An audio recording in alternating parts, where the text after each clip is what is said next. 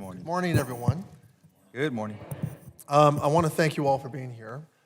It's not lost on me that many of you had to take off from work to be here. And I especially want to thank those of you who traveled quite a long way at your own expense. Your presence is a testament to your commitment to achieving meaningful progress on the issues at hand. And I and we greatly appreciate your lending your voice to this discussion. This is the second installment of our roundtable discussions regarding occupational hazards and environmental exposures affecting service members, veterans, and their families. At our last discussion, we touched on injury and illness stemming from domestic exposures. We learned of the vast reach of contaminated water, toxic base housing, radiation hazards, and many other exposures that needed to be brought to light. I am thankful that so many of you who participated in that discussion are with us again today. As is all too clear, there is more to be done on the issues and many others. More to be done on those issues and many others. It is with that in mind that we continue to have the conversation today as we build toward concrete action to address the injuries and illnesses that continue to plague veterans and others. It is my honor and privilege to serve as the ranking member of the Veterans Affairs Committee. It is a role that I take very seriously. I'm very proud of the work that we did on the PACT Act, but we're far from finished. And today we'll hear from experts on the harms and injuries sustained from service that are not covered by the PACT Act. We will discuss injuries that lie dormant until their cumulative effects take hold, things like compounding brain injury, infertility, and exposure to depleted uranium. Now, these conversations are not easy and they're not fun, but they're necessary. They are especially necessary right now in this time of great uncertainty for the Department of Veterans Affairs. We are seeing very aggressive policy changes and looming cuts to services and research at VA in the name of efficiency. But in reality, the focus is being shifted away from those who at VA we should be serving. We see plans to slash the VA workforce by tens of thousands of people, the largest workforce reduction in VA history. And I worry, as do many in this room, that the net effect of those changes will be that VA will fail to properly recognize and serve those who are not already in the tent. What we are attempting to do here today is to prevent that from happening. We need to shed light not only on what is happening at VA, but also on those who have yet to receive the care they need and the benefits they have earned. The ones who have symptoms, progressing to conditions and care plans, the ones who need to be heard and cared for and who aren't. At the same time, when quality veteran care experiences are hanging in the balance, we must be sure that the people in this room and those they represent at home are not left to fall. I look forward to a fruitful and frank discussion today, and I look forward to continuing this effort with you all. I'd like to begin our discussion by talking about the occupational and medical exposure tracking universe we are operating in. And Dr. Jacob Berry, I'd like you to kick off this discussion and give a brief overview of what we tend to see. So Dr. Berry, please. Ranking Member Takano and members of this committee, thank you for this opportunity to share my experience and insights and recommendations. I love my country and I'm proud of my service. Wearing the uniform is the greatest privilege of my life. I'm a current active duty lieutenant colonel and a physician. I deployed with the first F-35 combat deployment, and it was 2017 Flight Surgeon of the Year. And I hope that as a physician and a scientist, I can provide special balance to this committee. Before I begin, I'm required to declare the following. I am not here in my official military capacity. The views I share are my own and do not represent the Department of the Air Force or the Department of Defense. Additionally, I am not to use any data for my official duties and cannot share public or non-public or proprietary information gained in my official capacity. So I'd like to begin. When OSHA was established in 1970, it was designed to secure safe workplaces, but military-specific activities were exempt under Section 4B1 of the Occupational Health and Safety Act. And this was reasonable. How could we protect and make a safe workplace when we have a military population who is intentionally being sent to dangerous situations where both the enemy and the environment are actively trying to kill them? The answer is they couldn't. And so in that time, military operations were centered on the individual soldier and battlefield medicine with less emphasis on industrialized medicine. Modern warfare, and so this is based off of that traditional state, is right, you have the soldiers that are engaged in dangerous situations that are providing health data to their physician who's providing medical support. However, in modern warfare, we've introduced complex machines, chemicals, processes. We have supersonic aircraft, underground ICBM launch control centers, blast overpressurization, and exposures to other hazardous chemicals. If we go to the next slide, so the current environment looks more like this. So we have a physician who's trying to take care of the service member, but now we're expected to have exposure data because the service member is working in various industrial environments. And so that exposure data leads for us to give safety recommendations and then give medical support back to the soldier. So it's becoming a lot more complicated. With that, I would like to emphasize the Department of Defense has very specific standards and robust programs when it comes to addressing industrial exposures with clear civilian occupational equivalents. However, exposures from nuanced military operations, which do not distinctly fall within industrial or military-specific domains, represent a gray area. And this is the expanding gray area that I think we are talking about today. The military service recognizes these gaps. The Air Force guidance in DAFMAN 91-203, paragraph 1.7, mandates applying safety standards, including OSHA and other regulatory standards, to military unique workplaces insofar as practical. However, implementing this standard is challenging due to different perspectives, experiences, and interpretations of, quote, practicality. As a physician, my view of what is practical may be different from that of my military-minded commander.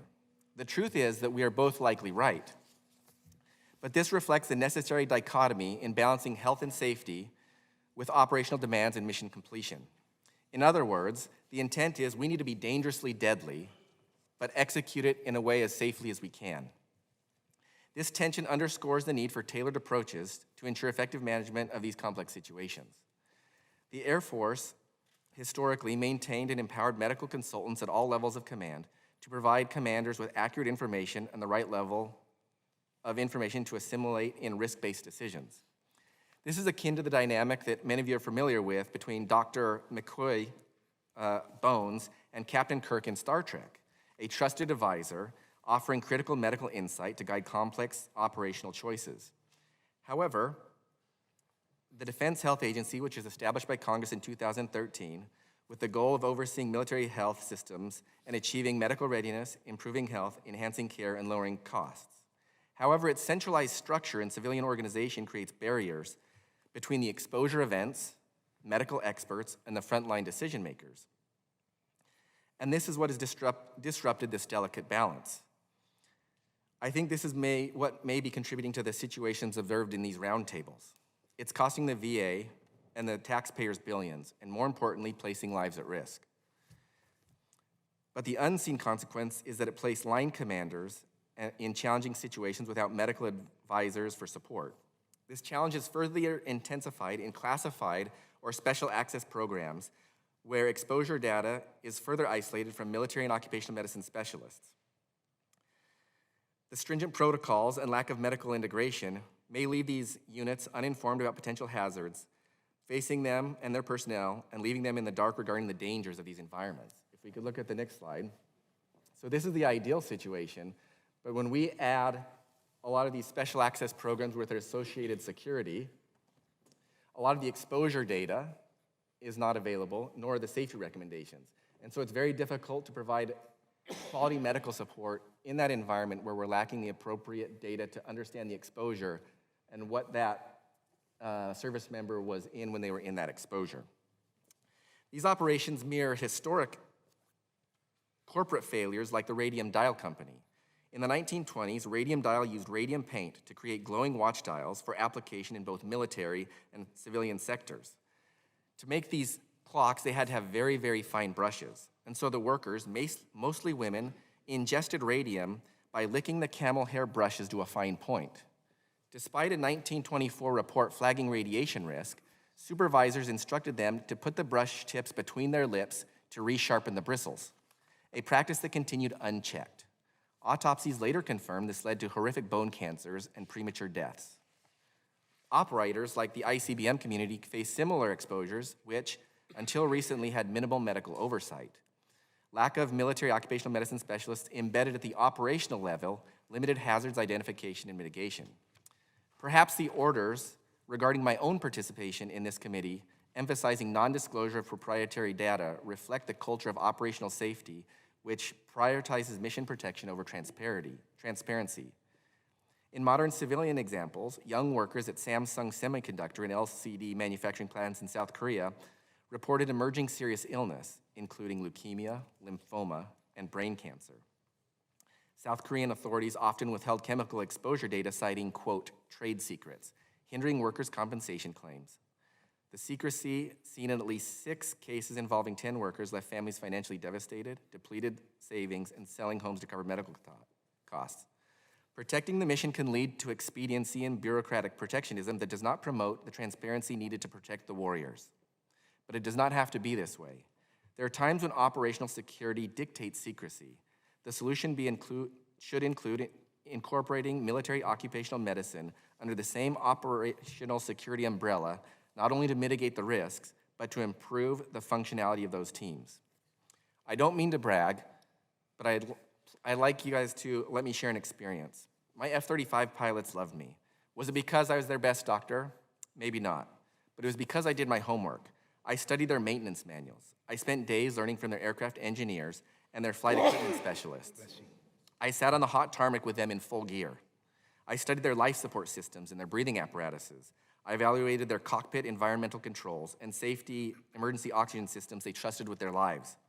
So when they asked, Doc, is it safe? I could provide them with the answers grounded in science, in systems, and their specific mission profile. But they always knew if I found anything, I would alert them right away. I translated their operational realities into medical language that drove vital change. I was empowered by my line leadership to help them find practical solutions based in science and safety, and they appreciated it. That's what embedded military occupational medicine looks like when it works. However, such embedded occupational presence is rare, especially in these specialized settings, which is leaving service members vulnerable to unmitigated, unrecorded exposures with potential long-term consequences.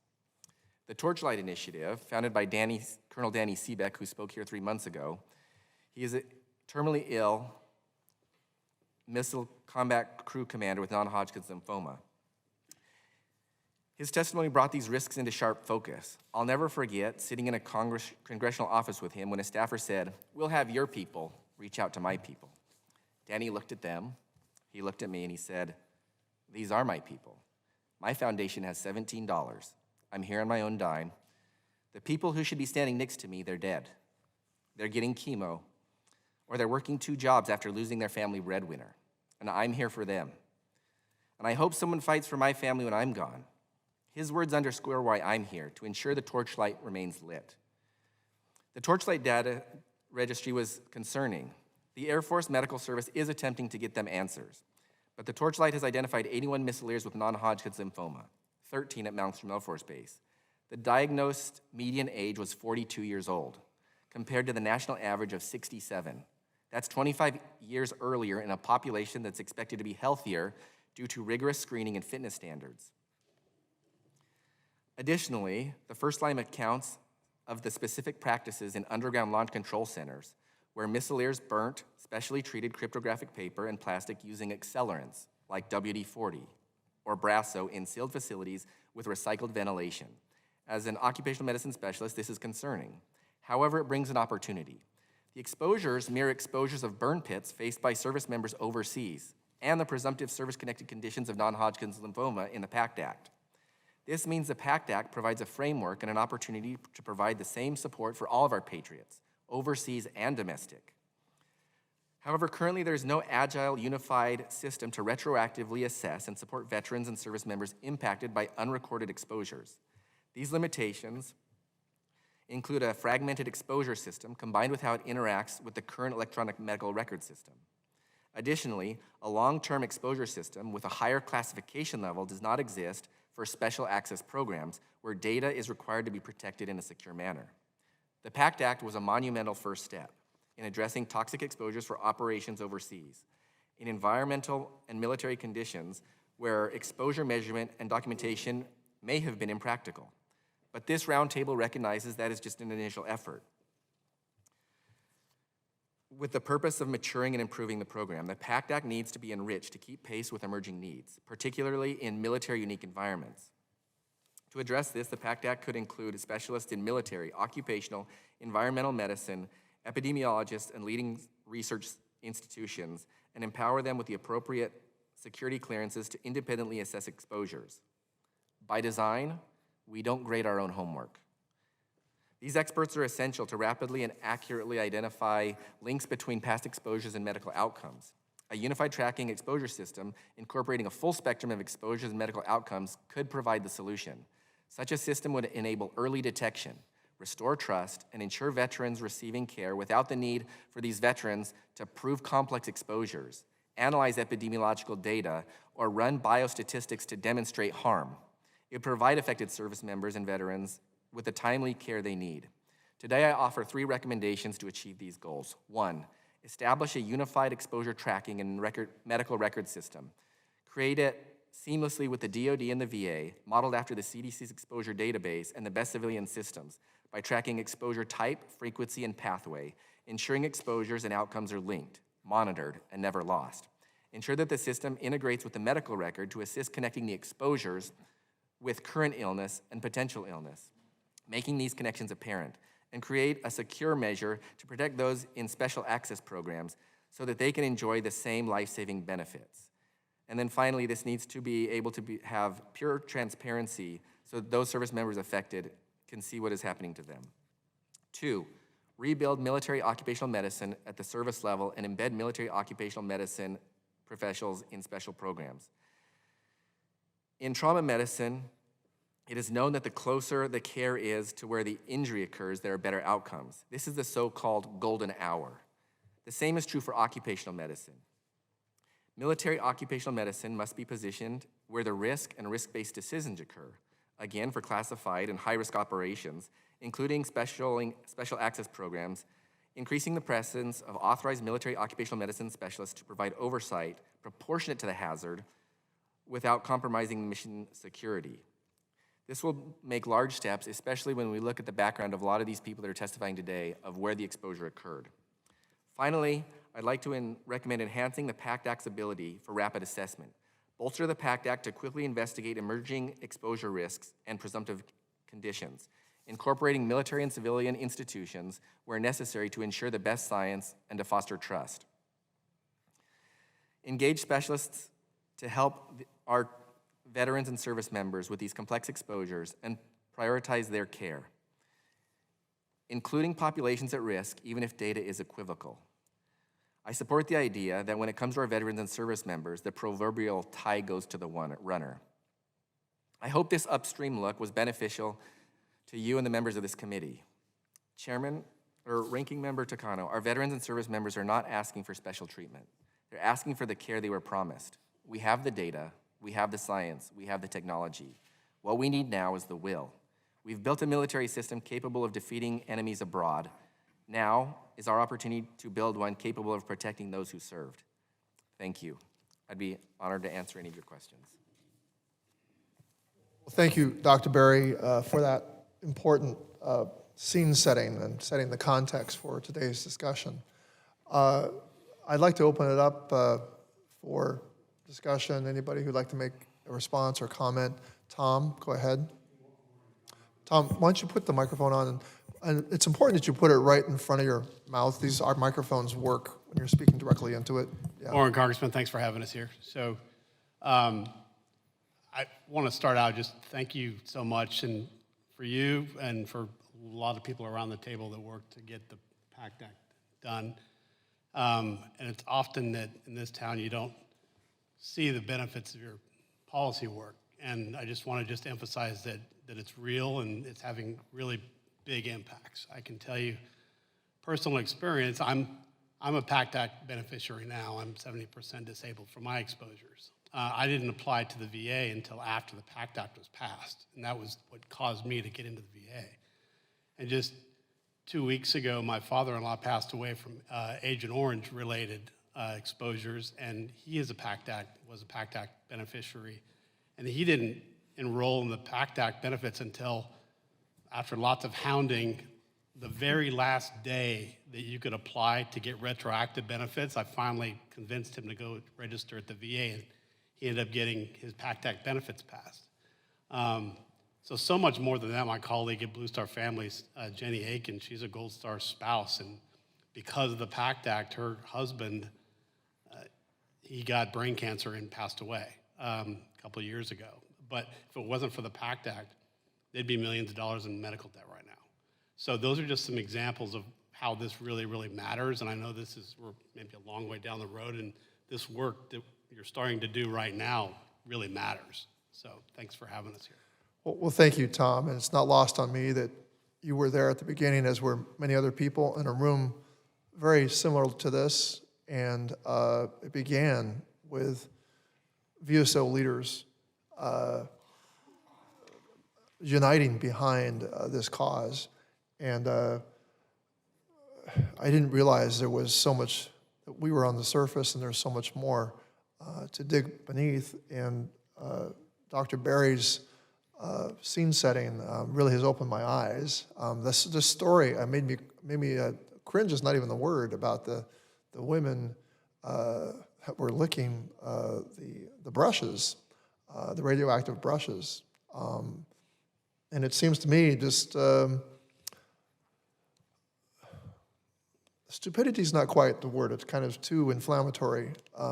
But what happens organizationally? We do these things, and there's a lack of awareness about what's being done.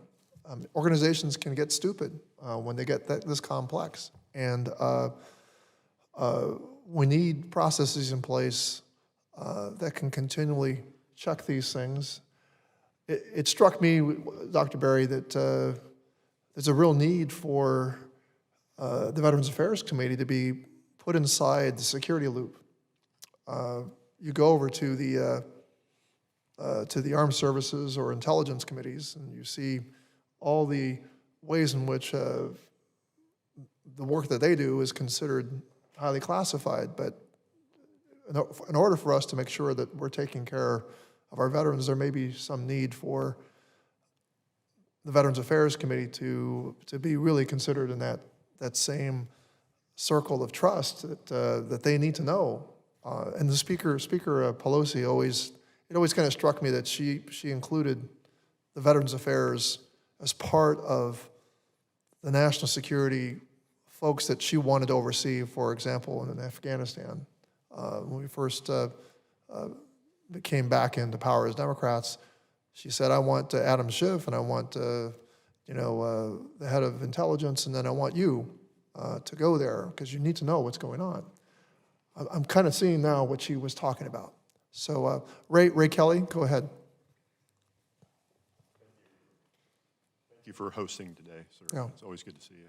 I want to pull on a thread that Dr. Berry mentioned about special access programs and that data flow coming back, a medical risk that's coming back to the doctors who are assessing. There is a gap in Tier 1 special access programs to that point exactly.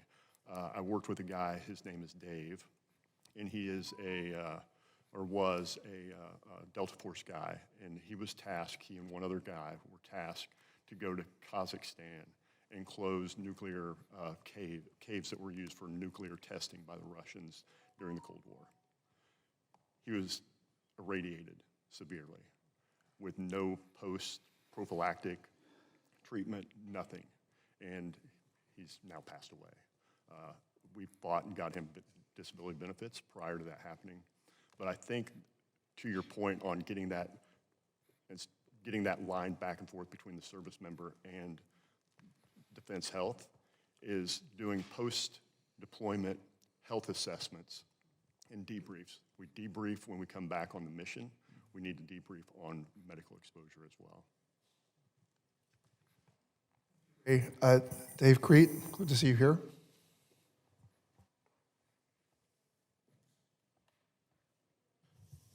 Thank you, Ranking Member Takano. Thanks for including me on this this second roundtable. I found the first wildly informative and very helpful to our cause to help us tell people about who we are.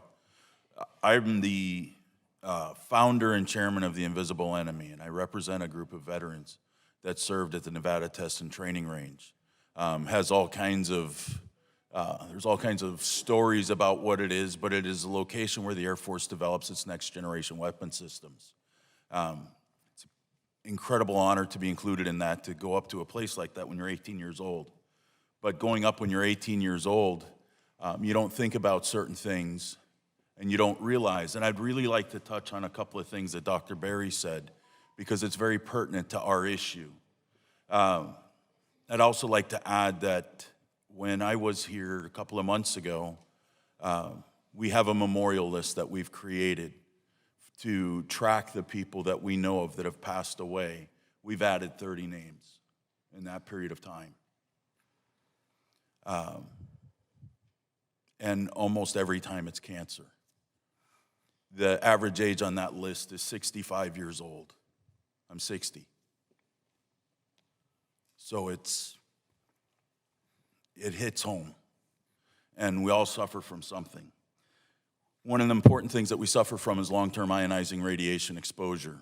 We happen to live in a location that was used for nuclear testing. Last week, the PACT Act was brought back in and extended, which is the downwinders bill, to take care of people that lived 150 and 200 miles away that have cancer clusters because of the exposure that they incurred from the nuclear testing that took place in Nevada. My dormitory was 2.3 miles from a detonation site. It's a little different. What Dr. Berry addressed and what was originally brought up was the delayed impact that happens. When you're 18 years old, you go up range. You don't care what happens when you're 50. That's the old people. Well, now we're beyond the old people. Long-term ionizing radiation exposure isn't the acute exposure that you got from sitting there watching the blast. It's what you got from breathing the air, crawling in the dirt, and drinking the water. And the issues manifest themselves 20 to 30 years later. You mentioned infertility. We have a problem that we brought home, and that was our wives all had miscarriages. Many of the women that I know that worked up range were never able to have children at all. One of the problems that we've experienced on the range when it comes to the environmental impacts and occupational safety is NTTR, Nevada Test and Training Range, operates on an EPA waiver, so there's no accountability. When it comes to the PPE, if you will, and dosimetry, yesterday I was in a meeting at the American Legion, and the question came up about, well, what about your dosimetry? What about the little things that you wore on your uniform? We were not issued those. The people that worked right next door to me at Sandia Laboratories were. We were not. We always used to joke that we must have some pretty amazing fatigues, military grade, can handle anything. When we would have to go out, sometimes we'd have to go outside of our fence line for the area that I worked because there would be an aircraft problem or there would be something else or a threat detected, and we'd have to go out through the desert. We were always told, don't cross the barbed wire fence because the other side of a barbed wire fence is hot. Again, military grade must be different, because they use barbed wire fence to stop something that's 2 microns. To give you an idea what 2 microns is, it takes 25,000 of those to make an inch. And we would breathe that. Our occupational safety officer that we had up range was a fantastic guy. and he did his best, except the military forgot to tell him about the radiation and the contamination that was in our drinking water and that was in our soil and that we would bring it home.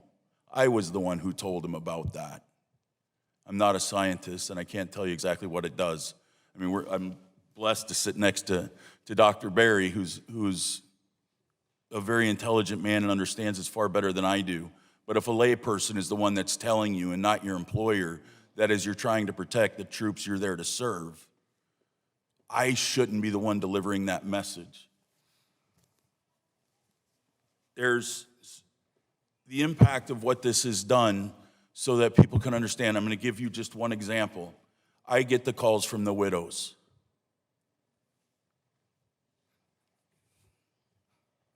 They're terrible phone calls as they tell me what happened to their spouses.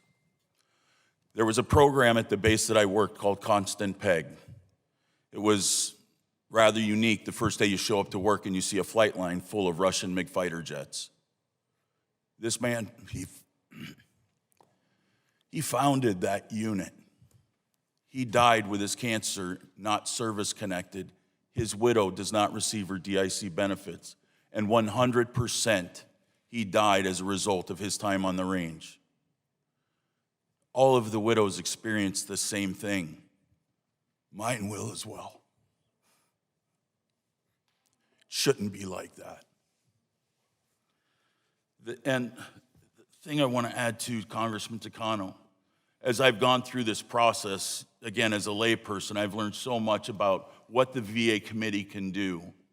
And our first bill that we've had introduced was to address the VA and how we can get our service connection for things like left brain atrophy, where the left side of my brain is dying. My brain cyst that I have, the 20 tumors throughout my body, including my thyroid and lungs, my vestibular problems. I can't service connect this. We all know that worked up there, that this will be our cause of death. And we don't feel sorry for ourselves. One, I've had a great life, and number two, that was about the coolest assignment you could ever possibly be associated with when you're 18 years old and you sit in the cockpit of a stealth fighter and some pilot's standing there telling you, yeah, it really does fly. It was awesome. But what I learned when I started this process was how the VA was so disconnected from the Department of Defense and the hurdles that we have to go through just to make sure that some widow can get her DIC benefits. And we're not talking about making somebody rich. We're just talking about making them not forgotten. Making sure that there's a little help for those who survive us. Making sure that those of us that are surviving can get the care and benefits that we've earned, that we were promised when we went in. We're not asking, you made the point, Doctor, about not being special. For us, it's about being equal. And again, Congressman Takano, our appreciation for what you have done is immeasurable. We appreciate being here. Your comment about somehow tying everything together is a necessity, and I thank you for that. I thank you for the opportunity to be here. I struggle telling our story, but we are a proud group of veterans who did great work, and we're thankful. And I'm very thankful to be here today, sir. It's mine and ours, and you and your colleagues, comrades are an inspiration, continue to be. Candace Wheeler. I'd like to follow up Dave's comments. First of all, Ranking Member Takano, we appreciate you and your staff. They're second to none. They're fantastic, and we appreciate all your hard work.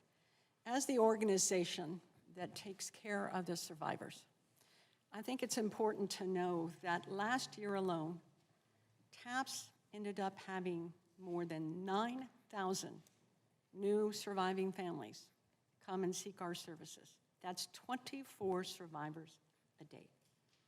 And of those survivors, 37% of them were illness loss survivors. That number is growing, only followed second by suicide loss survivors at 29%. But that has changed over time. The amount of illness loss survivors and rare cancers is top among them, and exposures to toxins is what we're seeing more and more. What I wanted to do was talk a little bit today, and a comment Dave made about infertility and what we have seen from that side as well.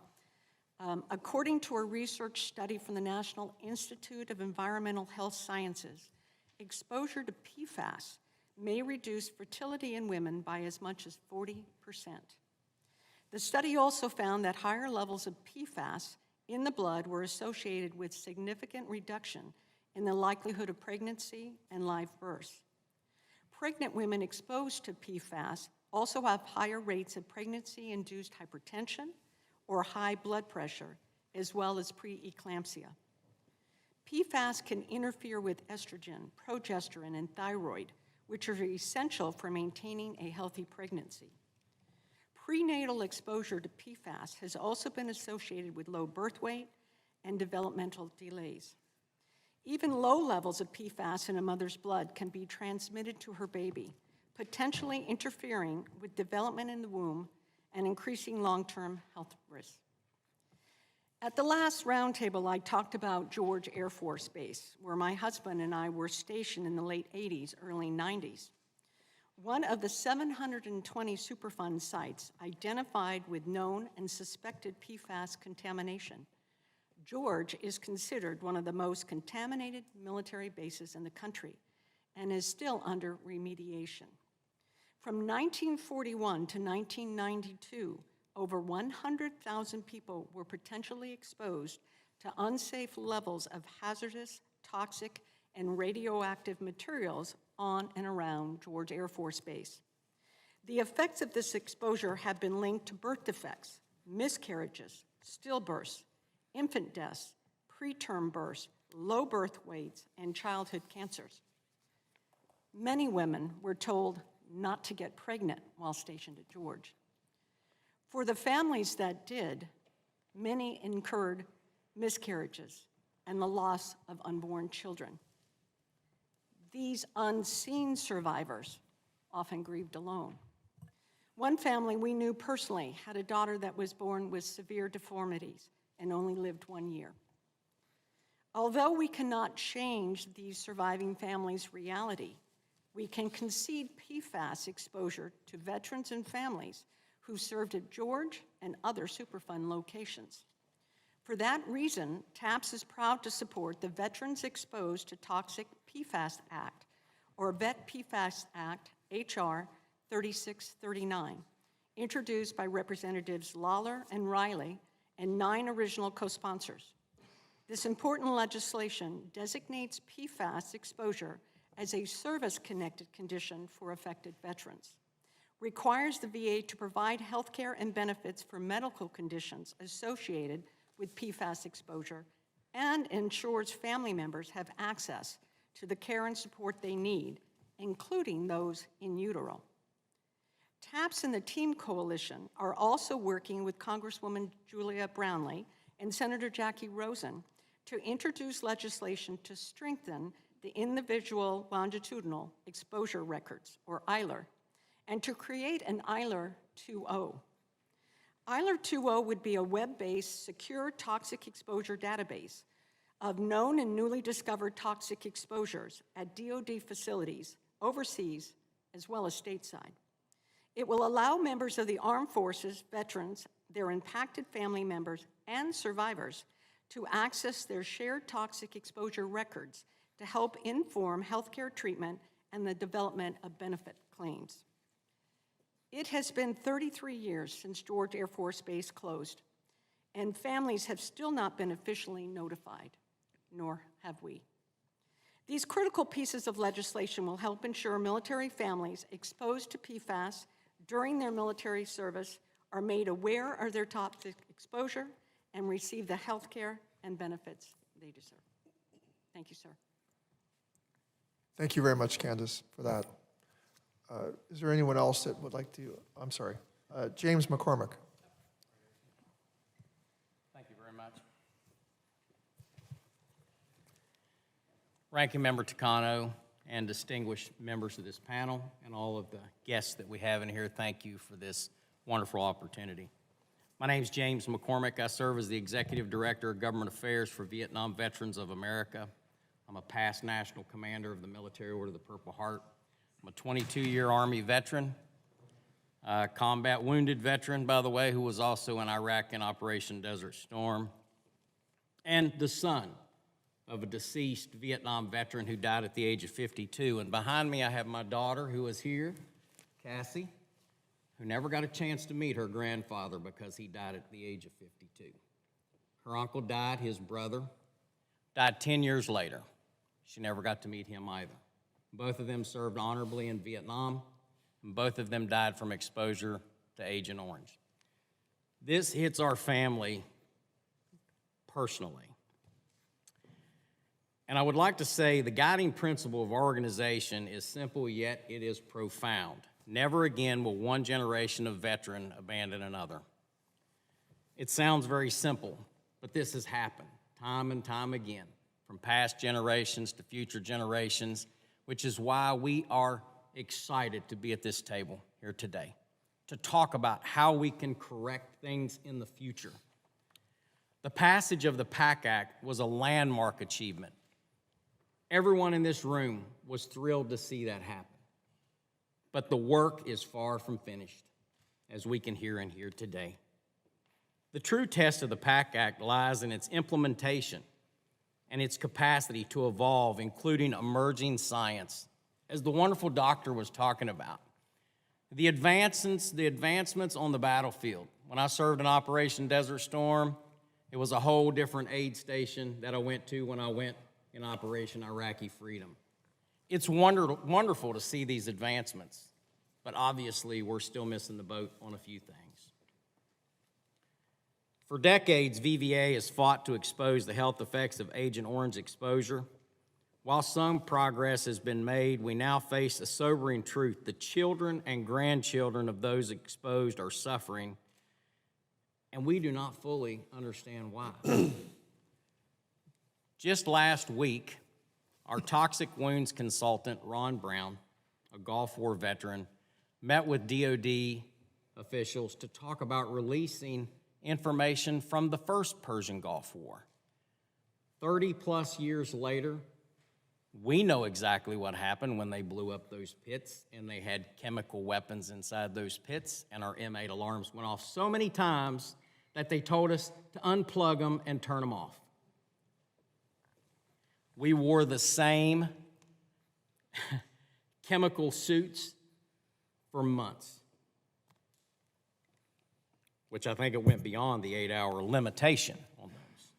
But these are things that we're learning, and I hear this as I heard my friend here talk about the ionizing radiation, because we were proud to serve, and we didn't want to say no. We didn't want to be that whiner or complainer. We just went forward and we did the mission, and it cost us. Now we're coming here today to try to get some answers. What we call for is federally funded comprehensive research into the health effects of biological descendants of veterans exposed to Agent Orange and all toxins. We want to know what's going on with your kids, your kids, your kids, your grandkids, because we cannot abandon future generations, present generations, or past generations. It's critical that we all work together on this. It's so critical that I brought my staff here with me. I have Elena here, and I have Georgianne here. And they're both here because we are all engaged in this process. And we want to hear what you have to say. Formal data collection protocols and interagency cooperations, for heaven's sakes. DOD, VA, NIH, and CDC. We need to have protocols, and they need to speak, and they need to share information. We need to have transparent reporting. You know, Ranking Member Takano, you have been here for a long time, and you have seen People that will come in and they will tell you half-truths, or in some cases, they'll tell you whole truths, and it's very hurtful to hear the whole truth sometimes, but we need whole truth. We don't need half-stepping or half of the story. While we're still waiting 30-some years to get information from the first Gulf War and even from the Vietnam War, information related to the burn pit situation that they had there, why is that such a secret? Are we waiting till everybody's dead until we release it? I think that speaks volumes of our character as a country, how we take care of the veterans and their families.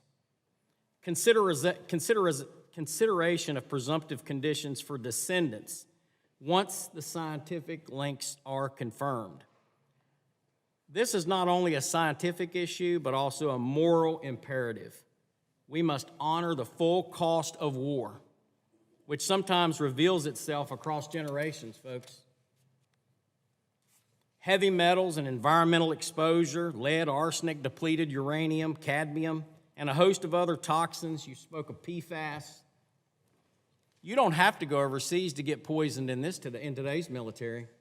You can get it at Camp Lejeune. You can get it at Fort Ord, California, because there's a lot of Agent Orange buried there as well. Neurological disorders, cancers, infertility, and chronic diseases. You know, we need to have routine toxic exposure screening as part of VA primary care. Expanded eligibility for care based on scientifically linked exposures, full accountability and transparency, full accountability and transparency, full accountability and transparency in environmental exposure tracking. Full accountability and transparency, 4 times. Unexplained infertility and reproductive harm. I can't even tell you how many I've talked to, how many phone calls that I get. You talk about the phone calls from the widows. We get them all the time. And what a horrible thing to have to listen to someone explain the last moments of the, I know because I watched my dad go through it at 52. A man that at one time could hold his grandchildren up 3 months before. And I watched him to the point to where he couldn't even stand up on his own, and he was 52 years old. I've outlived him by a few years. Full access to full fertility treatments. We believe that that's important, and counseling through the VA. Longitudinal studies examining links between military toxicants and reproductive outcomes. We need to do these studies. No veteran should be denied the chance to build a family because of the uniform they wore. At this time, I don't have anything else to say other than thank you once again for having me here. I may not be the most eloquent speaker. I am an infantryman at heart, still to this day. 22 years in the Army, 16 years as an enlisted guy. I've been that private, I've been that platoon sergeant, I've been that platoon leader, and I've been that company commander. And I know what it's like to lay on my back in a hospital wondering what the hell is going to happen to me once I get bandaged up and usually get sent back into the fight. And I know what it's like to come home and not to have anything except for your family and your own wits to take care of you. So I'm thankful for everybody that's here today and sitting in this audience in here today. I appreciate each and every one of you. Thank you very much, and I yield. Thank you, Mr. McCormick, and I just want you to know that the moral voice of the generation of Vietnam veterans was certainly a huge, huge part of the momentum behind the PACT Act, and it continues to be an inspiration for all of us now. So we thank that your generation of patriot. So thank you. Steve Nelson.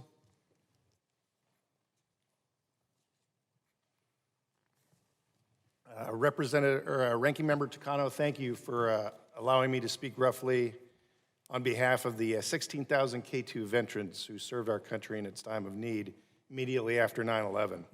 It's nice to see a lot of familiar faces around the table, do a lot of Zoom meetings, and finally to see people in person is a little special. But as a fellow Southern Californian from Orange County, I'll give you my best surfer speak. I'm super stoked to be here. And I know many of you around this table have given significant support to our cohort and need no introduction to the toxic legacy of K2. And I thank you all for that support. And it has made a positive impact, but we still have far to go. I'd first like to start with an account from a K2 veteran who was also on our board of directors, who has chosen to make his struggles public in the hopes of helping others. My name is Mark T. Jackson. I'm 48 years old. I joined the Army in 1997 as an intelligence analyst.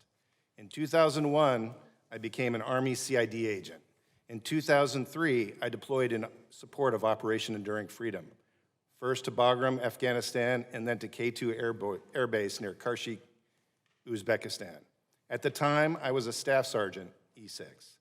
Upon arrival at K2 in mid-2003, I was a healthy 26-year-old man and regularly ran marathons, lifted weights, and followed a good diet. The first thing I saw at K2 were the many signs of warning of radiation, chemical weapons, and toxic elements. Many areas of this base were blocked off by barbed wire behind these signs. To your point, it must be super special. Including a large field around which was built a running track, one that I used every day. Within weeks of arrival, I began to get ill, first with gastrointestinal and skin symptoms, and eventually with cardiovascular symptoms. I returned to the U.S. in April 2004 after nearly a year-long deployment and left active duty in early 2005. In 2006, I came down with what I thought was the flu. I was unable to walk up a flight of stairs, let alone run a marathon. My doctor ran some blood checks and diagnosed me with severe hypothyroidism, for which he prescribed Synthroid. I chalked it up to bad luck and continued with a largely normal life. In 2010, at the age of 33, I was diagnosed with diverticulitis, GERD, and irritable bowel syndrome. In 2017, at the age of 40, I was diagnosed with severe osteoporosis. My doctor said I had the bones of an 80-year-old woman. In 2018, at the age of 41, I was diagnosed with severe anemia with an unknown cause. In 2020, at the age of 43, I had the first of 7 blood infections with no acute cause and required nearly 6 months of hospitalization over the next 5 years. In 2023, at the age of 46, my thyroid was finally removed because my symptoms were no longer controllable by medication alone. In 2024, at the age of 47, my left testicle became necrotic and was removed. In 2025, at the age of 48, I was diagnosed with prostate cancer. I am scheduled for a radical prostatectomy. Doctor, you could probably help me with that one, in August of 25. Perhaps any one of these diseases in any one person could be explained away as bad luck. But all these diseases affect me, and it is not coincidence. Throughout the years, I have preserved as best I could. Medicine and surgery kept me healthy enough to have a career, but the effect on my family has been profound. My wife, who has her own career, has become my caregiver. Each time I'm diagnosed with something new, or I'm hospitalized, or I have yet another surgery, the latter of which has occurred 27 times. She takes time from work and time from her life to care exclusively for me. Because of these conditions, my wife and I have missed weddings, funerals, vacations. Physically, I can no longer do the endurance sports my wife and I once enjoyed together. We have missed the birth of our grandchildren. We have missed graduations.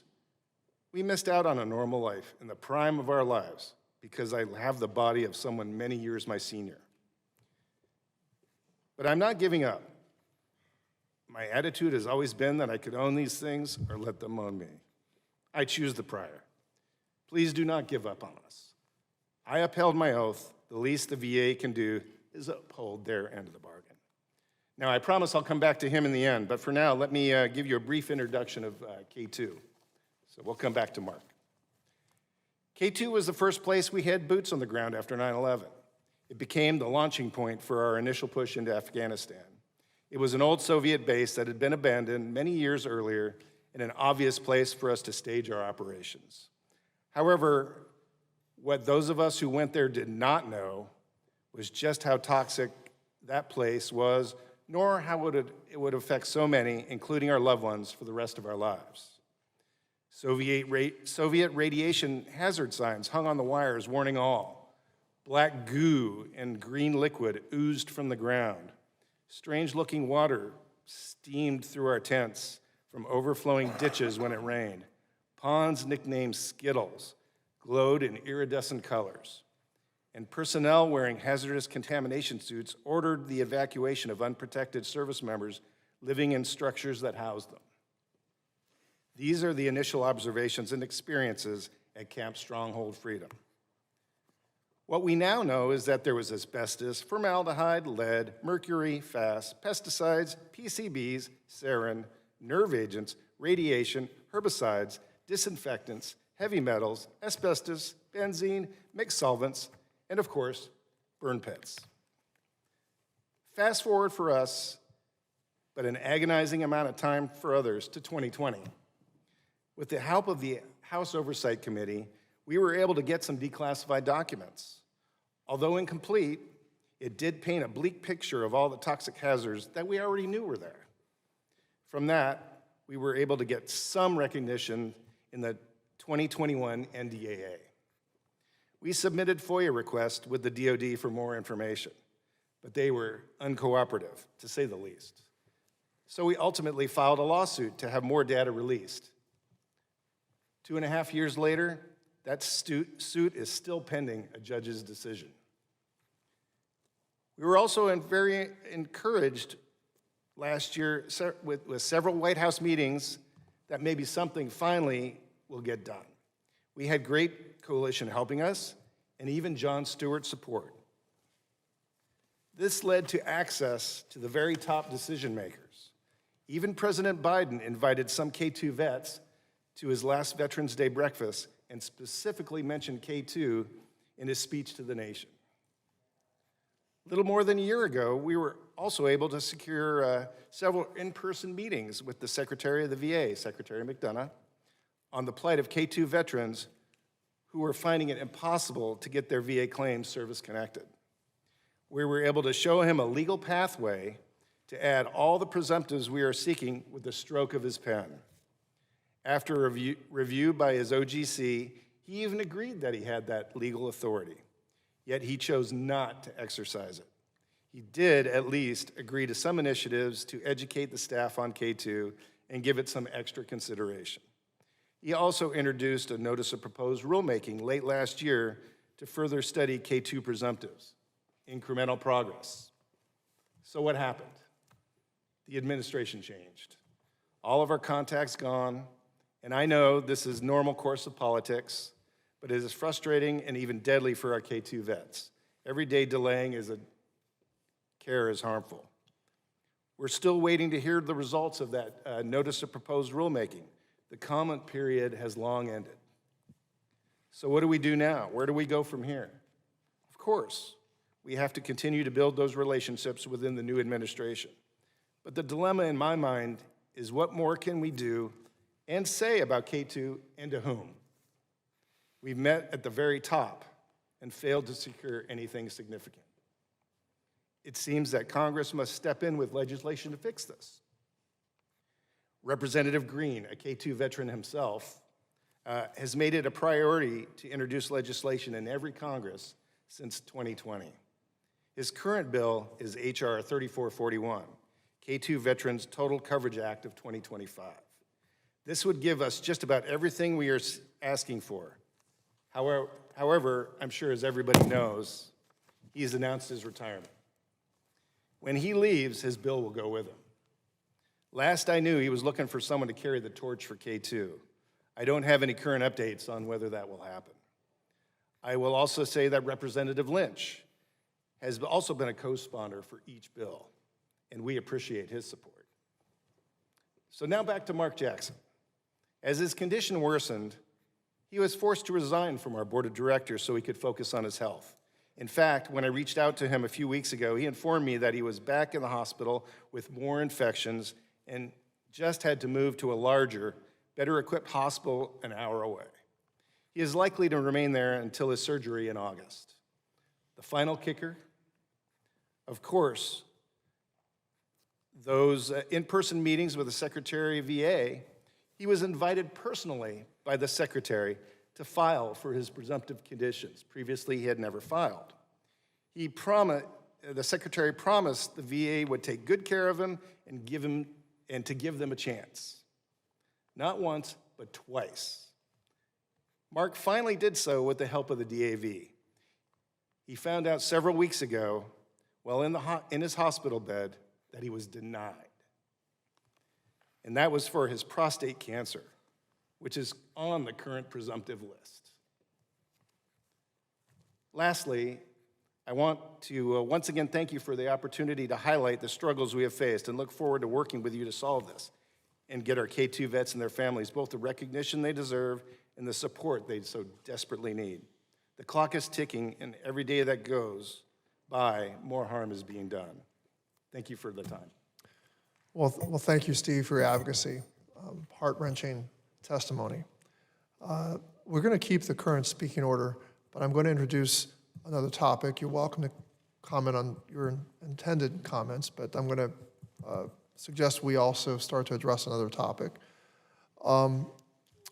So far, it's been truly eye-opening. I really mean that. Everybody has provided some very deep food for thought. Mr. Smith, I'd like to turn to you to hear a little more about the blast exposure risks, Sean Smith, that service members are facing. I'd like you to give us an overview of these risks and what your work has shown. And I asked the question, what is our military currently doing to mitigate the risk of blast exposure? Thank you, Ranking Member Takano, and thank you for all of the groups represented today and for your continuous efforts on behalf of our veterans. The opinions expressed today are my own. Up until 3 months ago, I was the Director of Occupational Health and Industrial Hygiene for the Department of the Navy. Now I am just a civilian. Our service members already are faced with a very challenging mission, and readiness for that mission is paramount. They should not need to pay significant attention to chronic risks that are inadequately managed. These exposures include fatigue, whole body vibration, noise, accelerations, exposures to chemicals.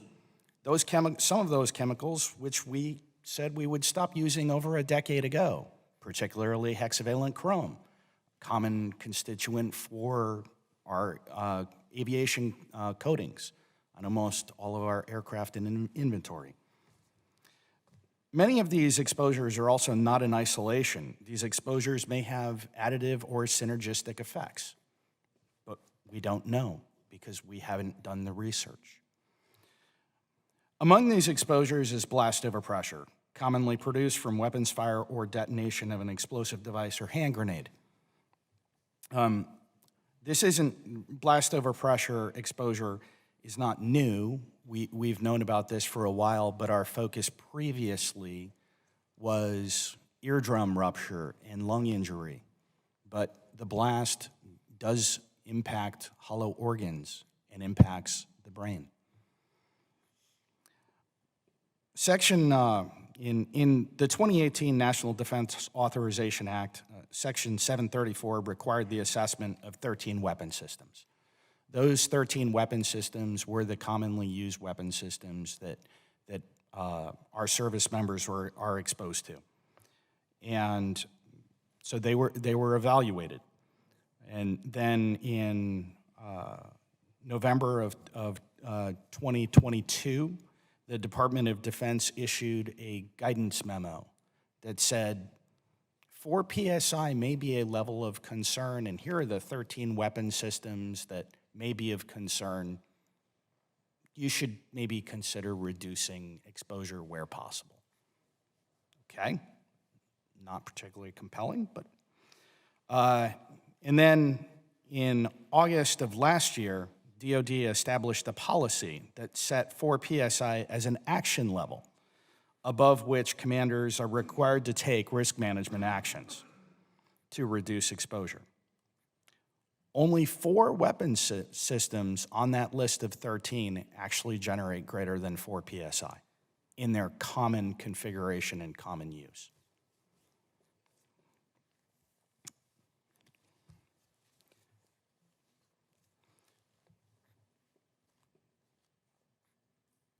I'm going to speak in kind of 5 lines of effort with regard to blast over pressure and what things are going on. The first line of effort, the support and treatment, that is not my field of expertise, so I'm going to put that to the side. The next bucket that I want to talk about is research. One, research that needs to continue and research that is continuing. The weapon systems that were assessed need to be assessed in their actual use cases and use configuration. Many of these weapon systems, like the M777 howitzer, these were done in free field. So the exposure, the blast wave, the pressure wave that was generated from the firing of that weapon system was done without reflective surfaces, without berms being built up around the howitzer. So it's not really a use case. It's a good baseline, but it's not the use case that our service members are utilizing the systems. And so the research needs to continue to actually characterize the weapons systems in the environment and the uses which they are utilized. The research by, I'm going to just cite some of the research. Dr. Tonya Rex from Vanderbilt University, developing the biofidelic head form. This allows for us to use the head form as a proxy so that we can get a better sense of what the measurements and what the exposures are. The work of Dr. Jennifer Belding on what occupational specialties are seeing the highest risks with regard to blast overpressure, and some of her work yielded very interesting and somewhat counterintuitive exposures. Her focus was primarily on Marines, but found that there were military occupational specialties aligned with motor pool or communications that were receiving as high of an exposure as those of heavy gunners and things of that nature. So it was an interesting note that research also needs to continue. Dr. Stephen Allers and Dr. Doug Stone of the University of Virginia, they were part of the original Breacher study over a decade ago. They made the observation that yes, we are concerned with students, but weren't seeing a lot of, at the time of a course, weren't seeing a lot of differentiation in performance, but there was concern of the instructors. And that led to a deeper dive that they've continued. Over time, they've developed the general blast exposure value, which weights the different types of exposures, all from blast, from small arms, all the way through what would be an IED, and weighting those and giving an overall assessment or number that allows for a graduation of a exposure amongst the cohort. The key thing here with regard to research is communication. One of the things that really surprised me over the last couple of years is how stovepiped everything was. One of the interesting notes from the research and talking to many of our service members who have worn gauges through these evolutions to see what pressure they were exposed to is the same story over and over and over again. Hey, they came out, they slapped some gauges on me. In fact, the gauges are still here. Never heard anything back. Okay, that's not particularly useful. In some cases, it's not appropriate that they hear back because of the scientific process and the research that is going on. But in other cases, it's not hard to distill that down to it overall averages and at least provide that back so that there's some type of feedback loop that is starting to happen.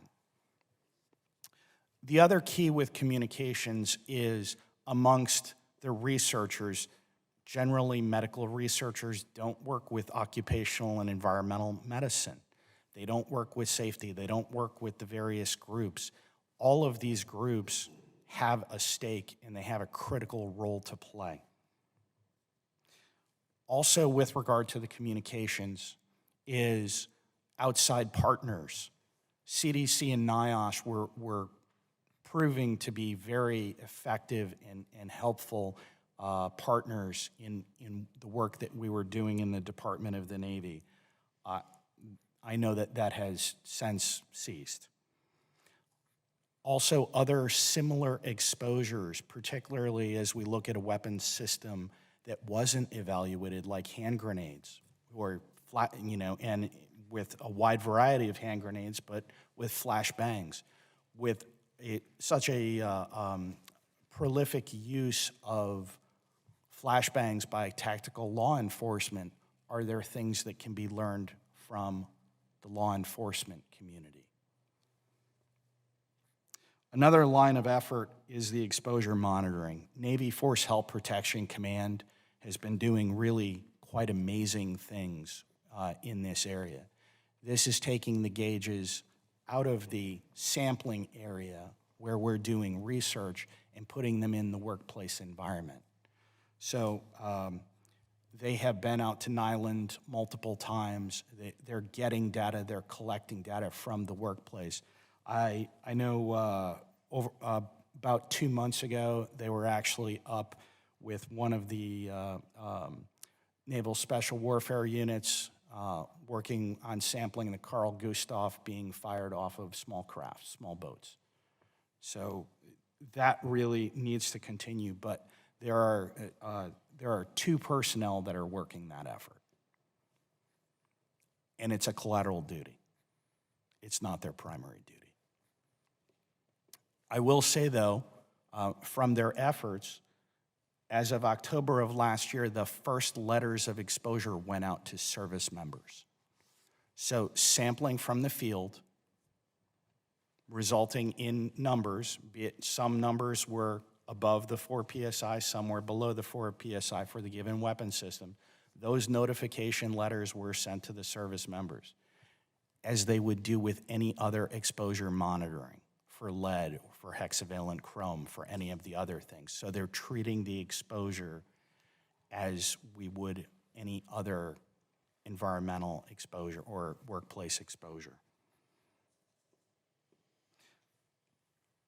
They are also working very hard on the development in accordance with the latest NDAA requirements, the development of an occupational exposure limit. The NDAA mandates that that occupational exposure limit will be developed by 2027. My opinion, yet again, when we mandate what science is going to deliver, we don't always get the best results. We need to have guidance to clearly provide to our service members, but it can't be arbitrary based on a date, because if we want it bad, we're gonna get a bad product. The next line of effort I want to talk about is engineering controls. And the engineering, this goes to both the personal protective equipment, and this goes to attenuation devices and things of that nature. There are, of all of these weapon systems, in the grand scheme of the Department of Defense, all of these weapon systems from the M777 down to the 50 cal machine gun and some of our shoulder-fired weapons, these are all low-dollar weapon systems. So we can invest money relatively small amounts in the context of what would be an aircraft, to redesign these things to produce lower exposures. And the program managers within, those commands that procure the weapon systems and design and maintain the life cycle of the weapon systems, they're not opposed to it, but everything comes back to a requirement. Show me a requirement, and I will, give me the resources, and we can do that. But again, back to where kind of the science and the research is, it's not a clear answer as to, well, okay, just reduce the exposure. Reduce the exposure by how much? To zero? That doesn't seem reasonable. So it's very challenging, but this is where that communication is so critical. There are attenuation devices for many of the weapons systems and that have been developed. However, in some cases, they haven't been fielded widely. In other cases, they changed the use case of the system. By DoD policy, anytime a system's use case changes by the MIL standard 882, the system is supposed to be reassessed and new hazards or recharacterization of hazards is supposed to occur. That has rarely occurred. The last line of effort that I want to speak of is minimizing exposure. This is the key. This is the part that the individual service member can do. If you are exposed to any weapons fire, even if it's small arms, why do you need to be right there adjacent to the person firing the weapon? It's cool to see stuff get blown up. Hey, it's, that is exciting, but if you can perform your function, if you can take a step back and still perform your function, you need to take a step back. Yet when we challenge service members of, hey, what about the blast overpressure? What about the chemical exposures? What about these other exposures? How are you managing that? The response is almost universally the same. I'm wearing my hearing protection, which doesn't do anything to protect them from these, inhalation exposures, the overpressure exposure, accelerations, vibrations. It's working on protecting the hearing. I want to thank you for the opportunity to speak of this and speak on the blast overpressure, and I will stand ready to answer any questions. And thank you yet again for the opportunity to speak on this. Thank you, Sean Smith. Related to this blast overexposure briefing, I'd like to give the floor now to a few special guests that we have here with us today. Nicole and James Hurling. Nicole and James have been kind and brave enough to join us today to share their story on the blast overpressure, what impact it has had on their family and community. So Nicole and James, I'd like to recognize you. Good morning. Thank you, Ranking Member Takano, for the Is your microphone invitation. on? Just make sure you're pointed. Okay, great. For the invitation to share my family's story today. And thank you to the veterans and the active service members and advocates here. It is an honor to be here beside each and every one of you. We all have a story to tell that is equally important. My name is Nicole Hurling, and this is my husband, James. We are here today because we don't want another family to endure what ours has. We don't want another service member to suffer like my brother, Robert Card II, did. Robbie, as we called him, served as in the Army Reserves for 20 years and had exemplary reviews, even through April 2023. But in May, he began showing signs of increased paranoia. Over the next 5 months, After his 18-year-old son reached out for help, Robbie isolated himself from friends, family, was hospitalized and released against medical advice, quit his job, and stopped attending drill.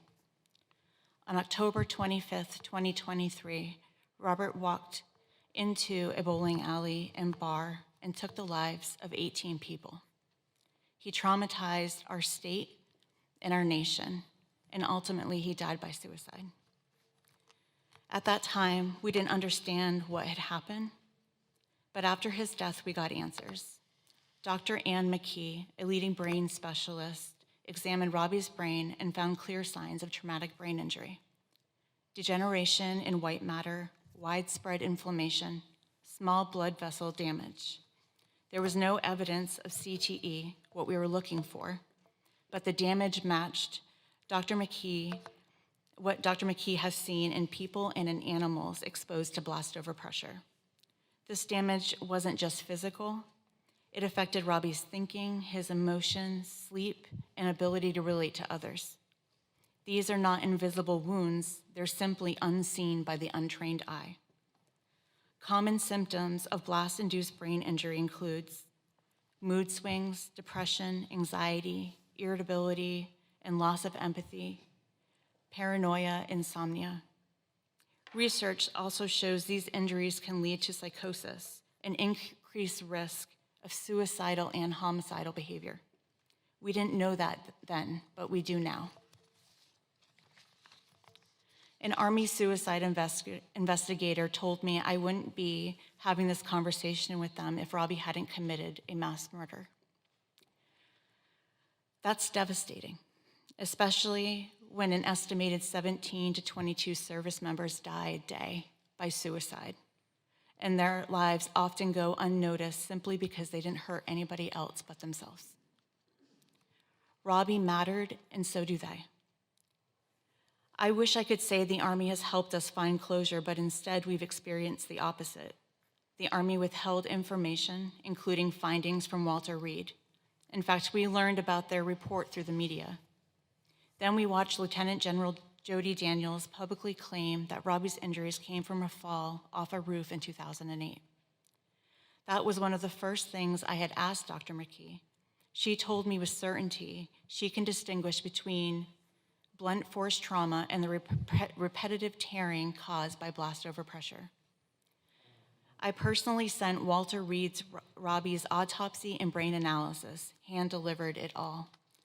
I thought they would use it to protect others. Instead, I feel like they lied and covered it up. So I asked myself, how long has this been happening? How many more families have been misled? And how much longer will the Department of Defense be allowed to hide the truth?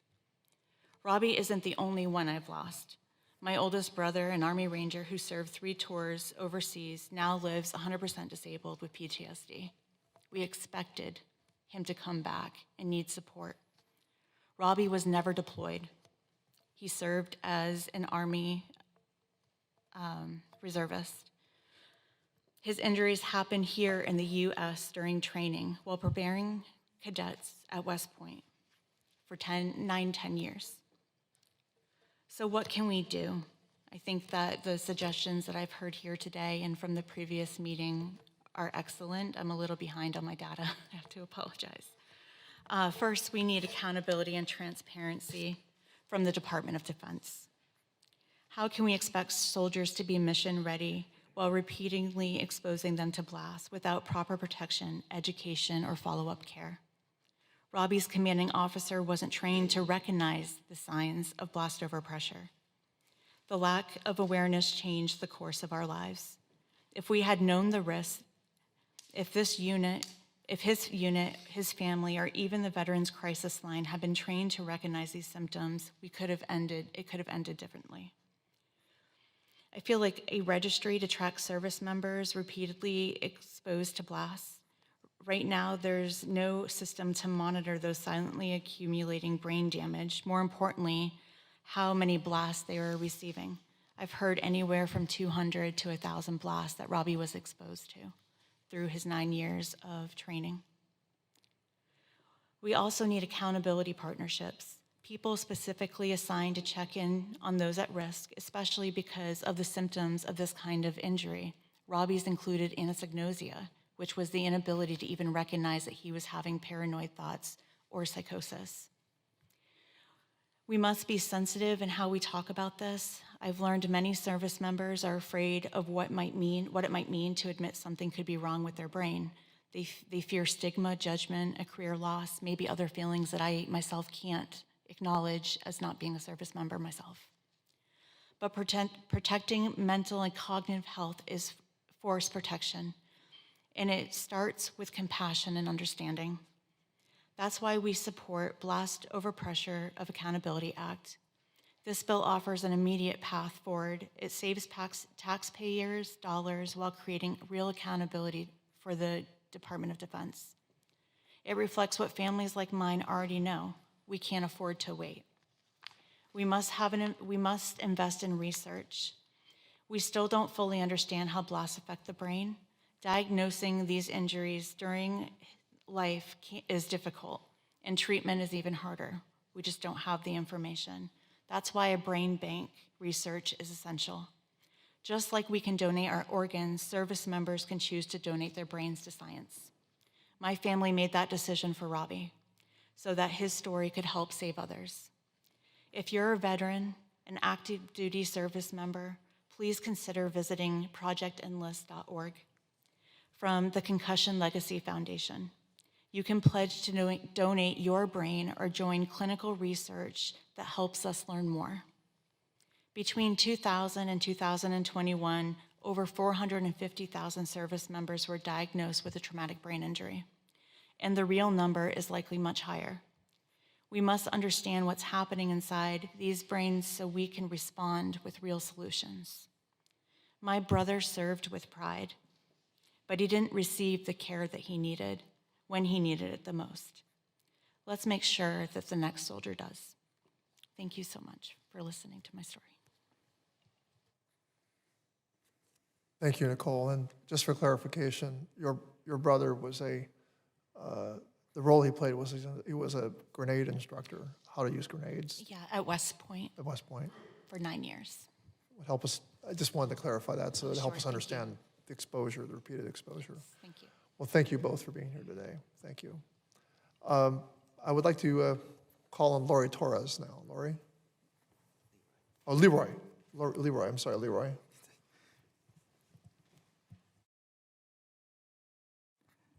Check, mic check. Good morning, everyone. Glad I made it. I was delayed.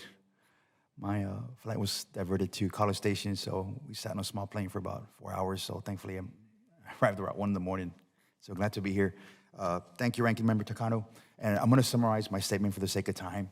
I just want to, my heart goes out, Nicole. It's this, it took 10 years to finally diagnose my head injury. My neurologist was saying that I had symptoms of a traumatic brain injury. To summarize it, thankfully I have supplemental insurance.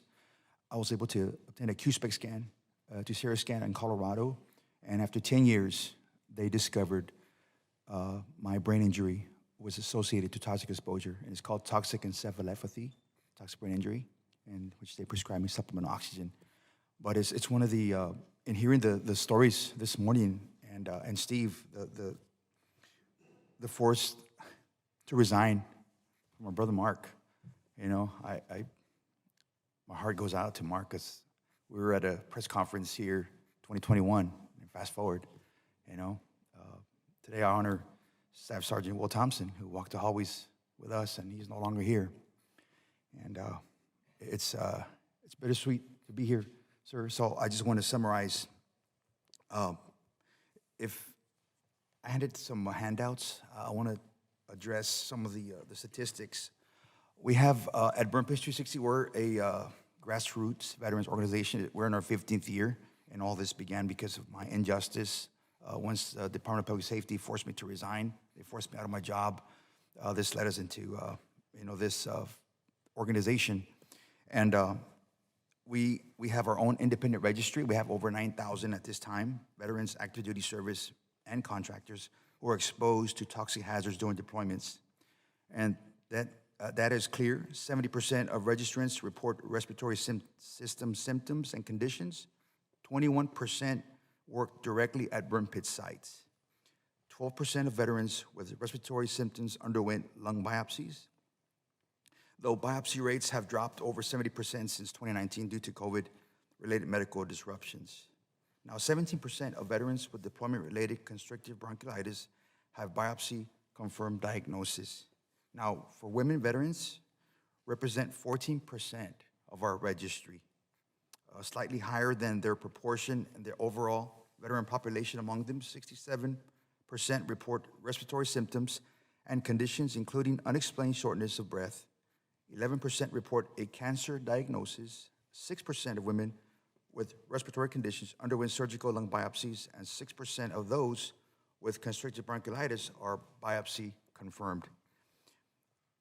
Additionally, in partnership with Optum Health, we are leading national continuing medical education efforts to equip clinicians, such as those that are civilian, VA, and DoD healthcare providers with the knowledge and skills necessary to evaluate, diagnose, and treat toxic exposure-related conditions. Our CME course ensures that providers nationwide are better prepared to care for those impacted by these complex exposures. And I'll be glad to share that link where that course is available through 2028, where any clinician, for example, I shared it with my own medical provider, and she was excited because last year I was in the emergency room, and I had this in my backpack, and the emergency room, the doctor was trying to say I'm trying to help you, I just don't know what is wrong with you. So when I pulled this out, and I was explaining to him, this is what I've been exposed to, so this has been very instrumental. So I encourage, if you need a copy, I'll be happy to give you one. It's on our website as well, but there's tons of information on here. We're also launching a clinician's toolkit designed to provide healthcare professionals with practical, evidence-based resources to improve screening, diagnosis, treatment, and benefits navigation for veterans and military personnel affected by toxic exposures. This toolkit will bridge critical knowledge gaps to ensure our veteran community receives the informed and compassionate care they deserve. It's imperative to recognize that the latency period for many of these illnesses, including respiratory diseases, cancers, neurological conditions, and reproductive impacts, can span years or even decades after exposure. And in 2011, I went to visit a toxicologist up in Austin, Texas, in dire need of answers. And sure enough, she was right on point. She goes, in a matter of 10 to 20 years, issues will begin to surface, cancers and so forth. So our call to action, and I want to address two today. From the five, the first one is to expand the list of presumptive conditions. New research continues to reveal additional illnesses linked to toxic exposure, including autoimmune disorders and neurological conditions. Veterans suffering from these diseases must be included under the PACT Act's protections. Despite repeated advocacy, the previous administration failed to deliver on a diagnostic code for constrictive bronchiolitis. Creating a new diagnostic code for CB will enhance the VA's ability to track this condition, but without accompanying disability criteria, it does not help veterans with disability determinations. And I'll be happy to share the re-repose rule for veterans with CB that Dr. Miller put together as well. And the other one is to invest in education and outreach. Too many veterans remain unaware of their eligibility for PACT Act benefits. Partner with us and other veteran organizations to launch a national toxic exposure education campaign, coupled with the VA and community staff training on toxic exposure illnesses to ensure that every eligible veteran receives the care they have earned. Aside from the CME, we can also, this is also on our website as well. You can download it, and it's on the website. Yesterday, I was in touch with a veteran who was exposed to DDT and who's suffering from leukemia. He was diagnosed in 2019. Actually, he shared his statement with me, but Staff Sergeant Steve Price, who's battling leukemia from exposure in the Panama Canal, so there's still so much that a lot of work, groundwork, that we have to do as far as bringing awareness on the exposure issues.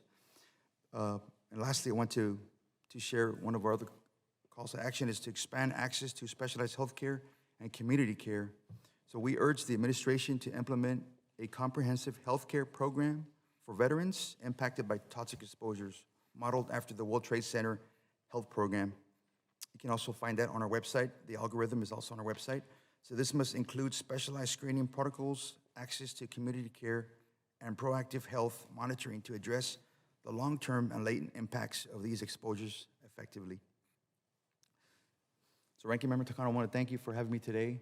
And I'm going to share a little bit of my personal story, but also for the sake of time, I'll be happy to share my full statement with everyone here today. Thank you. Thank you, Leroy. Ken Greenberg.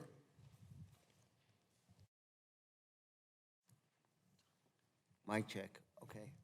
Thank you, Ranking Member Takano, for having us. We appreciate it.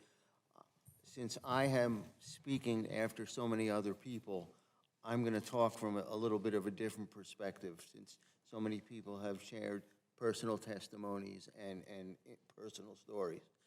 JWV shares so much of what has been said today, and I want to talk to, I'm sorry, I don't remember the doctor's name. I know his name is Juice over there, but he mentioned the Defense Health Agency, and he mentioned the disconnect between VA and the Defense Health Agency. We see that all the time.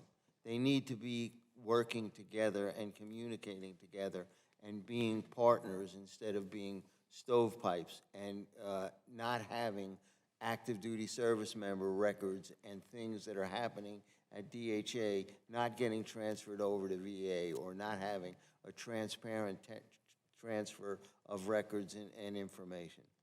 I also want to echo what James said with VVA. He talked about full accountability on 4 different things. JWV has a lot of Vietnam veterans, and we are sharing the same issues of Agent Orange exposure, and we fought for that like everybody else around the table and everybody in the audience. It really makes a difference.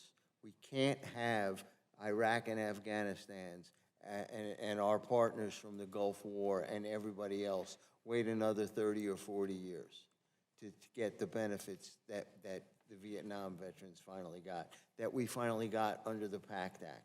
We've gotten so much under the PACT Act, but we're not even there. And today illustrates so many of the different pieces that are still missing. K2, Steve, I want to echo what you've said. You know, we get some momentum from the secretary, where although he didn't go far enough, he did something, and now we've heard silence from the current administration. I think that that's unacceptable. You know, we have the other issue of how do we continue to add all these different things that we talk about today, when earlier this week the VA and the administration came out and said they're cutting 30,000 jobs. And they're not going to have, it's not going to impact services to veterans. I find that hard to believe. Everybody around this table probably finds that hard to believe. And sir, I was very vocal at the roundtable with Leader Jeffries about the plan, where the secretary said, listen and wait for my plan. Well, his plan has now come out. I don't see how you provide the same services and benefits when you have 30,000 less people working for the department. And it's not about efficiency.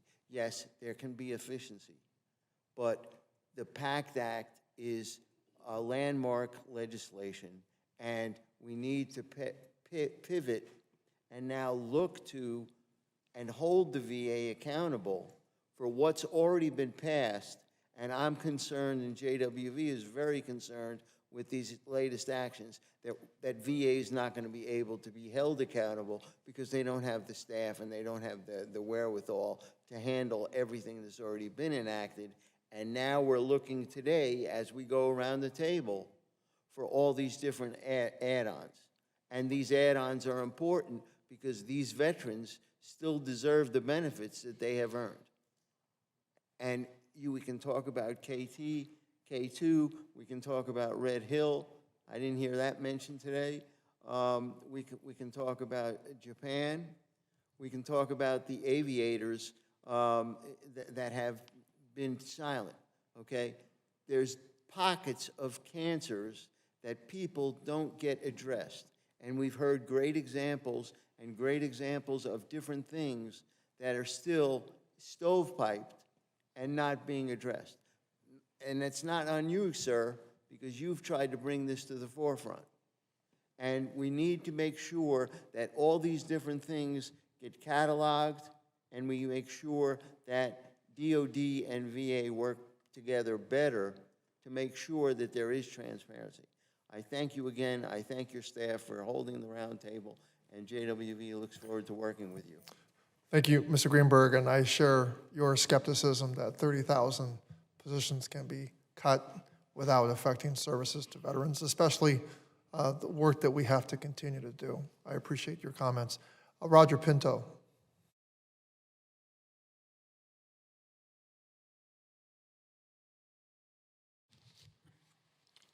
Test. Thank you, Ranking Member, staff, and VSO colleagues. I want to echo many of the comments provided at the table today. IAVA, in our own statement, recognizes a lot of the same concerns and just how broad this issue is. Also, to follow up on Ken's comments, we also have concerns around VA staffing right now. We are pleased to see the initial plan that looked at 83,000 members of VA staff has been addressed. But we share concerns that the attrition is going to take away a lot of institutional knowledge within the VA and is not strategic or a scalpel approach to staffing. To look at toxic exposure, I want to kind of go back to our first roundtable and echo Rosie's comments. We shouldn't have to be our own doctors, lawyers, or researchers in this regard. We've just scratched the surface of toxic exposure across the military with the PACT Act.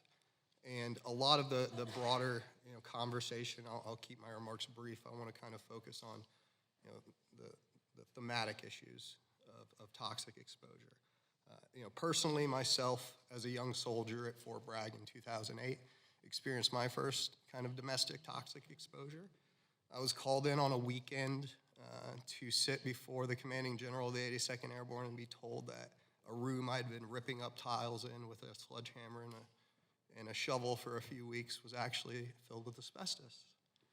We saw from reports that later that day that DOD had communicated to the press that we as service members were informed that asbestos was in that room during the entire time. We were not, nor did we have access to protective equipment.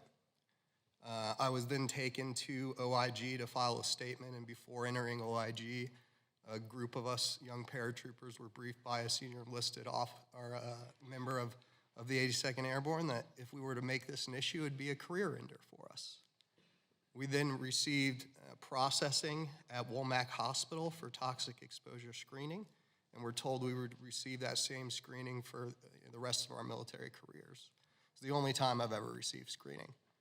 Exiting the military, there was no mention of this exposure in my medical record despite being a national news story. It required me to move through IG all the way up to the division surgeon of the 82nd Airborne to fight to ensure a memo was placed in my medical record. So part of the conversation here around toxic exposure is also towards the punitive mindset that a lot of our chain of command has when incidents like this occur, and the gut reaction to cover that up, to protect careers of other service members and commanders and leadership within a given unit. And that's just one example.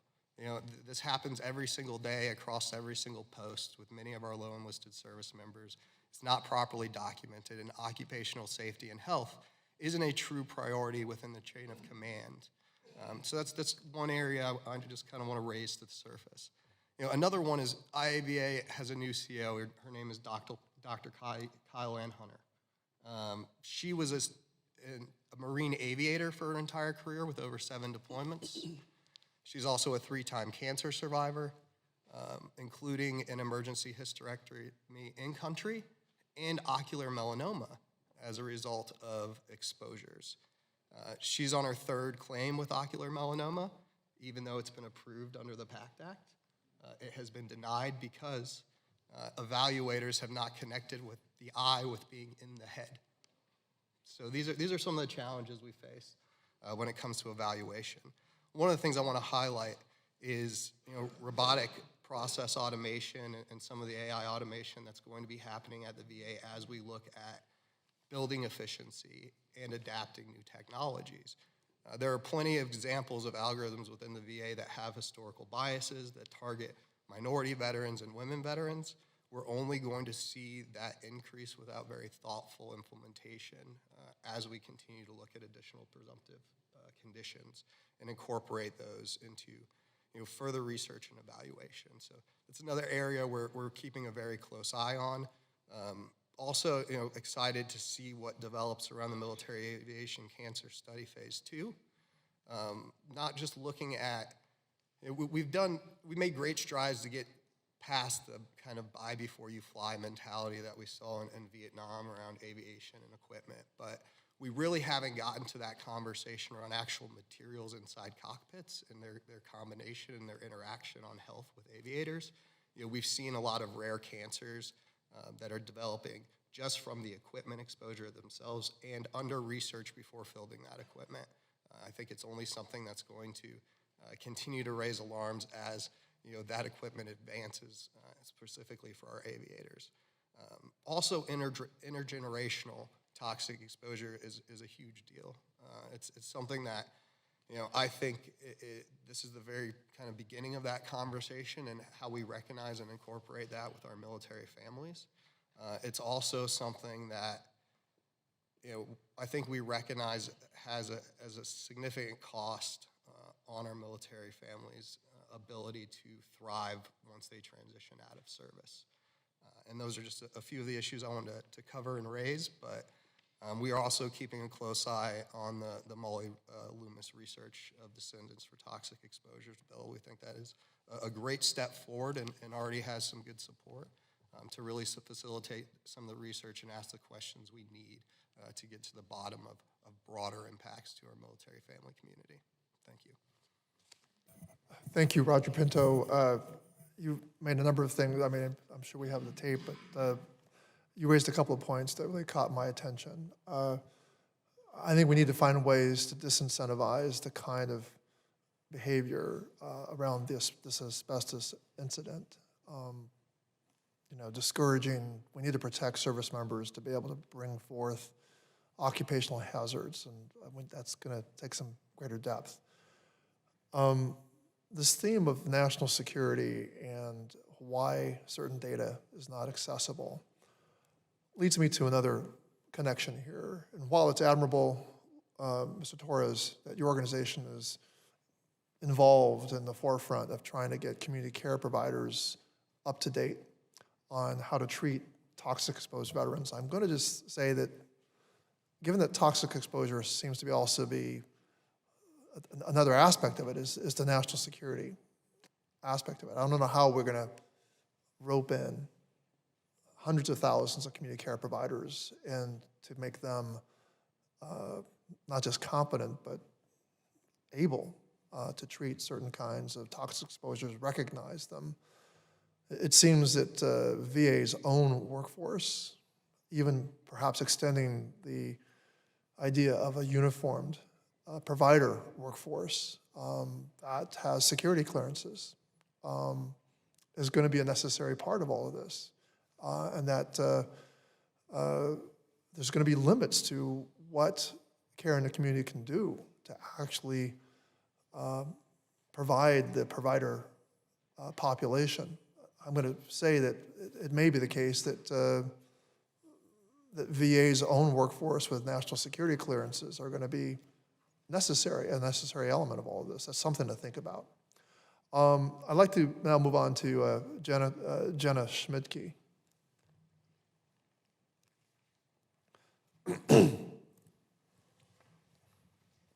Thank you. Thank you, Ranking Member Takano, for the opportunity to appear before you today to address the urgent and time-sensitive issues facing women veterans, particularly the health consequences of environmental toxins and burn pit exposures, and how these exposures are affecting not only our well-being, but our ability to start and grow families. My name is Jenna Schmidtke. I served in the U.S. Army. I was combat medic with the 101st. I now serve as a county veteran service officer, and I currently hold the position of the National Women Veterans Representative for the NACVSO Association. In this role, I advocate for the needs of women veterans nationwide. My outreach spans far beyond my county and my state. As the national liaison for NACVSO, I've had the privilege and the heartbreak of hearing the stories of women veterans from across the country who are battling to be heard and recognized for their service and sacrifice. 7 years before the Department of Defense removed the ban on women in combat roles in 2013, I, along with fellow female combat medic Jessica Ellis, and I am sure numerous other women veterans, were conducting daily combat patrols in Baghdad, Iraq during our OIF 07-09 deployment. I personally have experienced the impact of gender-based blind spots in the VA disability claims process through my own BDD claim. Though I was awarded the combat medic badge and had a documented diagnosis of PTSD in my service treatment records, my initial disability rating did not appropriately reflect this. Instead, I was rated for depression. It wasn't until my reevaluation years later by a woman doctor or examiner, and she recognized this and asked, "Why weren't you rated for PTSD?" The answer seemed pretty clear to both of us, because as a woman in the military, my combat service was overlooked despite all elements of the claim being present. As a CVSO, I see these disparities play out time and again. One recent case involved a 30-year-old female combat engineer who served in both Iraq and Afghanistan, whom underwent a radical hysterectomy. Under 38 CFR 3.317, medically unexplained chronic multi-symptom illnesses, this is presumed to be linked to burn pit environmental toxins. However, after we filed for service connection, the claim was denied, stating that the issue has been resolved, therefore service connection is not warranted. This disparity is more than administrative. It's a systemic failure rooted in outdated perceptions of gender and service. Women are the fastest growing demographic in the veteran population, holding 11% today with a projected 18% by 2024 or 2040. Yet VA systems and policies have not kept pace with the specific needs of this population, particularly in the areas of reproductive health, infertility, and mental health. Infertility is not yet considered a presumptive condition by the VA, despite being a medically known consequence of exposure to burn pit emissions consisting of dioxins, endocrine-disrupting chemicals, which are known causes to reproductive hormone disruption, cancers, and disease to women's reproductive systems. The link between environmental toxin exposure and infertility is clear and unmistakable. The lack of coverage for comprehensive infertility care is not just a medical oversight, it's a denial to the right to family for women veterans who have served to date, placing approved services in narrow parameters of coverage, which further demonstrate without presumption of duty to assist in order to receive coverage at the minimum, creating an unrealistic timeline. Simply put, the urgency of this issue is compounded by our biology. Women who enlisted between 2004 and 2007 at the height of the surge in the Iraq War and enduring environmental toxin exposure are now reaching their 30s and 40s, with the average childbearing window defined between ages 18 to 49 and fertility declining sharply after age 35, according to the CDC. Time is quite literally running out for these women who have sacrificed for our nation. They should not have to sacrifice further in the face of their service to our country. For women veterans, being denied acknowledgement of their infertility and the related medical conditions is more than a health issue. It's a spiritual and emotional wound without remedy. It tells us that our suffering is invisible, invalidating our service, and that our instinctual hopes of motherhood and a healthy family are expendable. One can only understand the rise in mental health crisis amongst our women veteran population in the face that we are 2.5 times greater risk of women veteran suicide and compared to a civilian women.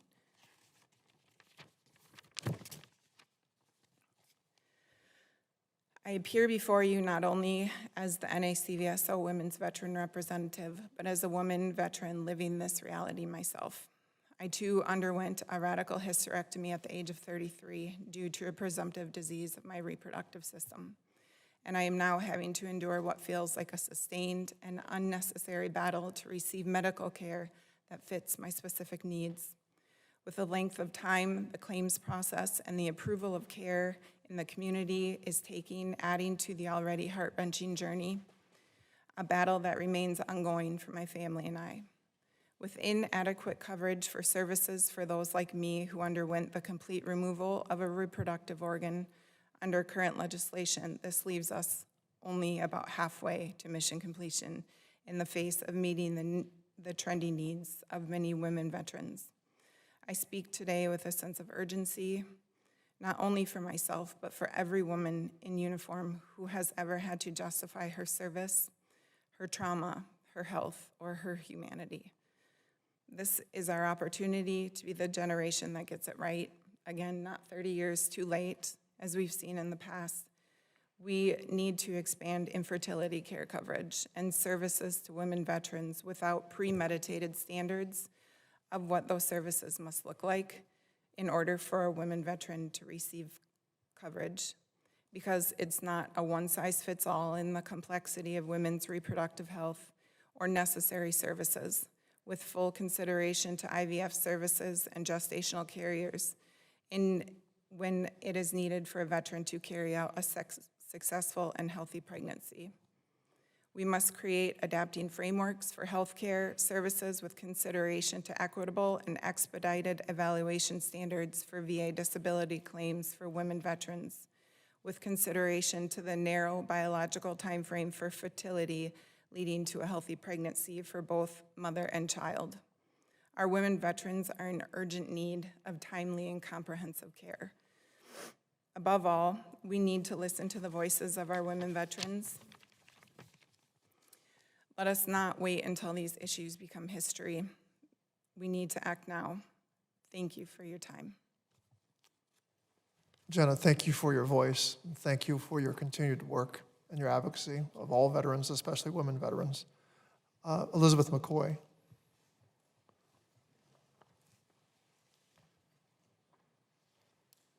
I'm going to try to keep this to 60 seconds, given our timeline. Thank you, Ranking Member Takano, for the invitation to today's roundtable. It's an honor to be here today with so many of you who were at the helm of the PACT Act, as well as all of the other organizations present who have fought so tirelessly on behalf of veterans and families exposed to toxic substances. Today, very quickly, I would like to highlight S-800, the Precision Brain Health Research Act, which has been introduced by Chairman Moran and Senator King. This bipartisan effort to address serious effects of blast overpressure is part of Wounded Warrior Project's broader advocacy efforts for veteran brain health. As Ms. Hurling so poignantly and powerfully described, veterans exposed to repeated blast overpressure may not actually meet diagnostic criteria for a traditional TBI, as these symptoms may be inconsistent with typical TBI symptoms. Exposure to the repeated blasts can cause microscopic brain injuries that lead to profound mental challenges like mood swings, insomnia, substance abuse, panic attacks, and suicide. And very powerfully, because these microscopic injuries cannot be seen on a traditional MRI, veterans may experience both misdiagnosis and even limited care options. So S-800 requests expanded research to identify military roles at greatest risk, as well as to broaden biomarker research. According to a July 2024 Department of Defense report on incidents of military suicides by military job code, service members whose jobs expose them repeatedly to blasts have among the highest suicide rates. So we all know that VA's existing Precision Medicine for Veterans initiative is already underway. This bill simply expands that initiative to include a new risk factor. There is no new infrastructure or systems that are needed or required. So we would welcome to see any similar language developed on the House side to this effect. So with that, thank you very much. Thank you for that, Elizabeth. Todd Strader.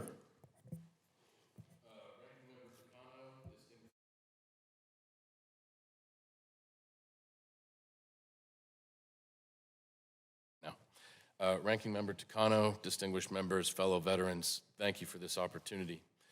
Before I begin, I would like to first acknowledge and honor the tireless researchers, doctors, and staff of the VA healthcare system who dedicate themselves to the well-being of the veterans they serve every day. I have had my life in their hands more than once, and they are not the focus of my ire.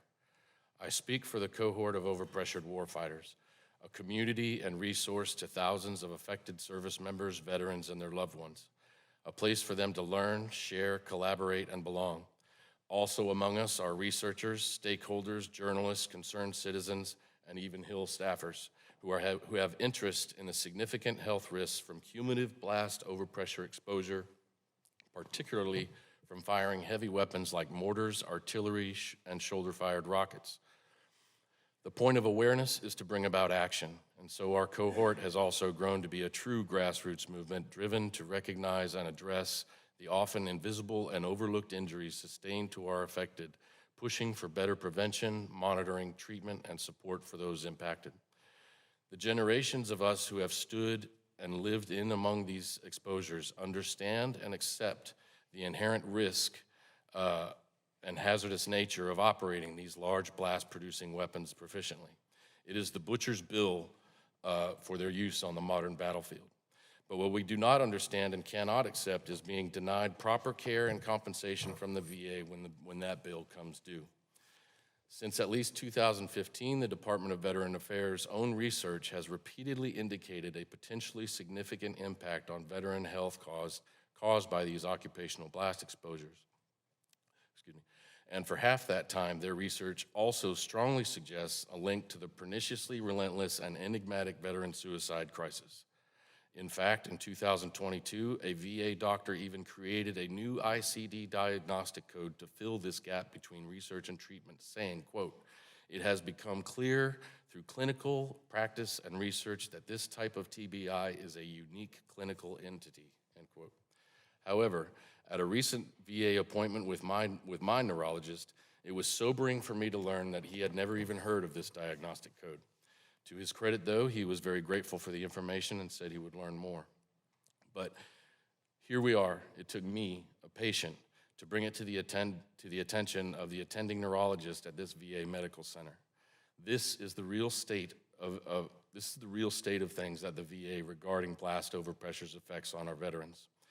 Not only does the VA marginalize its own doctors and researchers, it also brushes aside broad national media coverage from major outlets like the New York Times and 60 Minutes, all reporting a potentially significant problem for our military and veteran communities. Despite all of this, and to this day, the department only offers impotent half measures and vague promises of help coming someday, maybe. As usual, tepidity has the VA once again woefully behind in delivering what is due to our veterans. But this time, it isn't because of some unforeseen issue dropped on them by DoD neglect. This time, the issue is occupational blast overpressure exposure, the 800-pound gorilla they have kept obscured and shadowed in the corner of the room for too long. Institutional bureaucracy is all that blocks the way forward. Clinging to plausible deniability, fear, and doubt perpetuate an endless cycle of study pursuing non-existent answers of certainty, diluting the urgency of this issue and delay meaningful action. This view ignores the purpose of the VA and its binding commitment by insisting on conclusive, oversimplified bureaucratic answers to a unique and complex mechanism of injury that affects every system of the brain. Instead of helping, veterans are left with disjointed, ineffective, or even denied care and compensation, usually leaving them isolated and feeling as though they are somehow the problem and not their injury. This strategy of smoke and mirrors wants us to overlook that in order for a veteran to establish their service connection from the VA, the VA only requires a likely as not 50% probability of a link, not conclusive scientific certainty. This threshold is overwhelmingly met and exceeded by over a decade of peer-reviewed studies, media reports, and the VA's own data. In spring of 2024, we drafted a resolution to grant VA presumptive service connection to the veterans of these blast-exposed military occupations and their chronic TBI-related symptoms and disorders. We based our findings on dozens of DoD, VA, and NIH studies that repeatedly suggest injurious effects from cumulative low-level blast overpressure exposures. During an open forum in June, we presented these findings and proposal to the VA's Advisory Committee on Disability Compensation, where it was warmly received by the members, but to this date, there has been no response from the VA. And in the fall, we stood on our resolution to aid in drafting Ranking Members Takano's letter to then VA Secretary McDonough, which boldly asked the VA to establish environmental health registry for occupational blast overpressure exposure and to also grant presumptive service connection for blast-related conditions. Excuse me. In response to Mr. Takano's letter and his 22 signatories, now Secretary Collins deflects our ask and instead attempts to portray the issue as a newly discovered concern, offering only more protracted study and a vague outreach program where the veteran must do most of the reaching out themselves. As usual, this is not even close to what our affected deserve. Somehow our effort, though based on undeniable truth, had fallen short of moving the VA to real action and doing what is right on their own. They have since delivered little of substance to these deserving veterans. Opponents of our proposal shunt and dodge the crucial importance of this issue, relying on the antiquated shelter of nuanced semantics and even partisan divide. I am here today because we have found a better way, one where bureaucratic skeptics have no space to prolong inaction, one that finally drags this 800-pound gorilla into the light, and I believe the PACT Act is the vessel that can finally deliver what these veterans are long overdue. Last year, our proposals focused on the broad effects of cumulative low-level blast overpressure itself, but what we have since realized is that we did not also account for this glaring and omnipresent injurious byproduct of it. Look at any image or video of soldiers firing mortars or artillery or breaching obstacles using explosives. What you will see accompanying each blast is the tremendous amount of gun smoke and dust it creates. The soldiers are exposed to the bone-rattling blast wave and the inseparably suffocating airborne particulate matter it produces every single time that weapon is fired or explosive is set. Furthermore, and unique among exposures, these chronic blasts with their choking smoke hit soldiers while under extreme physiological stress. Their adrenaline is surging, hearts are pounding, hands shaking, lungs gasping through toxic smoke, starving the brain of oxygen needed to handle the sensory overload, deepening the impact. What's more, it may add up to hundreds, even thousands of exposures over an entire enlistment. Occupationally and environmentally, these chronic exposures combined are without question, quote unquote, toxic by any measure and by a wide margin. Moreover, many of the same toxic compounds already recognized by the PACT Act are also present in this inescapable particulate-filled smoke produced by these blasts. Likewise, cumulative low-level blast exposures tear brain cells apart, alter DNA, and disrupt every system of the brain, causing chronic, insidious health problems that can manifest years after exposure. Similarly to cumulative effects of low-dose radiation exposure, also recognized by the PACT Act. Today, I would like to present our latest proposal for your consideration, the Blast Overpressure Accountability Act, BOA, which aims to amend the PACT Act to recognize cumulative low-level blast overpressure along with the associated airborne particulate matter it creates as both an occupational and environmental toxic exposure. These exposures are not an unforeseen circumstance of service. These exposures are a job requirement, a reality necessary to proficiently and effectively operate these weapons of modern warfare. And although the science of blast overpressure is relatively new, a burgeoning terra incognita of research discoveries, the problem is not. Military occupational blast overexposure is very real. It causes injury and has affected veterans since the onset of modern warfare and the use of these heavy weapons. These are the unmistakable facts, and it is a shameful injustice and outrage that veterans suffering the health consequences of it continue to be burdened with having to prove themselves worthy of the care and benefits they are rightly due. Thank you. Well, thank you for that, Mr. Strader. Andrew Bice. Ranking Member Takano, thank you for the time, the opportunity to present this testimony regarding a critical and often overlooked issue, the long-term neurological and psychological effects of traumatic brain injury, TBIs, and chronic traumatic encephalopathy. Well, I can't say that, so that's the TBI kicking in for you right there. CTE, we'll go from there. Within the Special Warfare Combatant Craft Crewmen, or SWCC community of the United States Navy. SWCC operators are elite sailors who operate high-speed, high-performance boats to insert Navy SEALs, conduct special operation missions. These missions require rapid transit over open seas, often in violent wave conditions at speeds that exceed 50 knots. To put the SWCC experience into context, I know we've talked about a lot of aircraft, must be a lot of Top Gun fans in here, so I'm going to do the same thing here. The SWCC experience into context, it's useful to compare the G-force exposure to that of military pilots.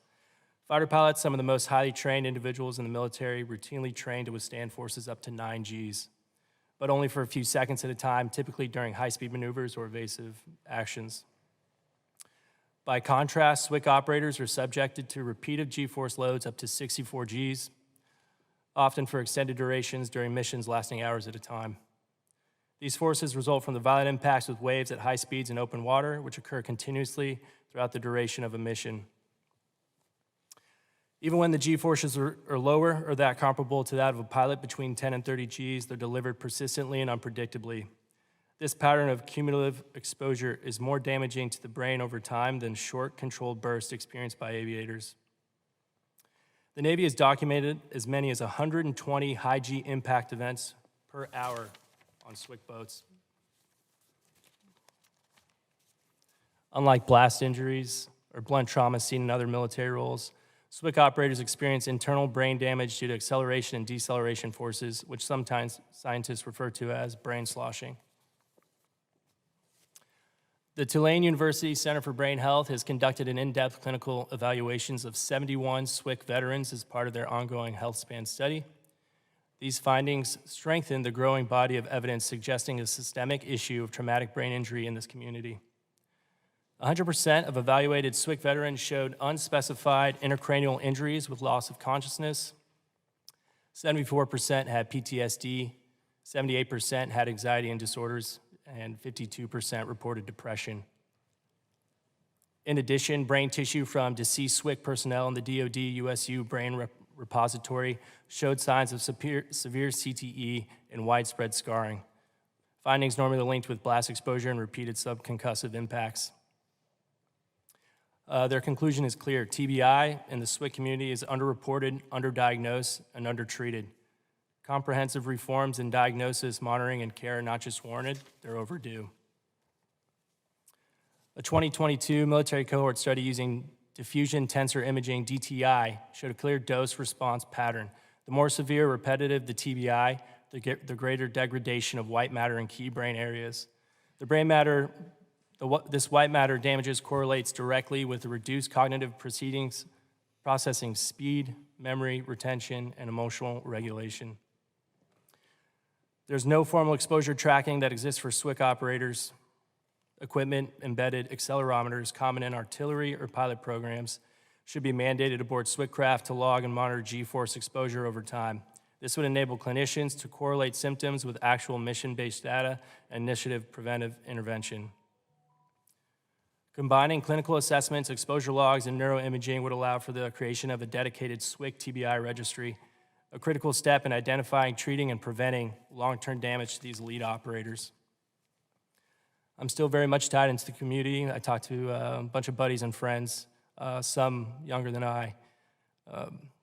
Reported symptoms are still consistent with that of a TBI: memory loss, insomnia, violent mood swings, and sometimes suicidal thoughts.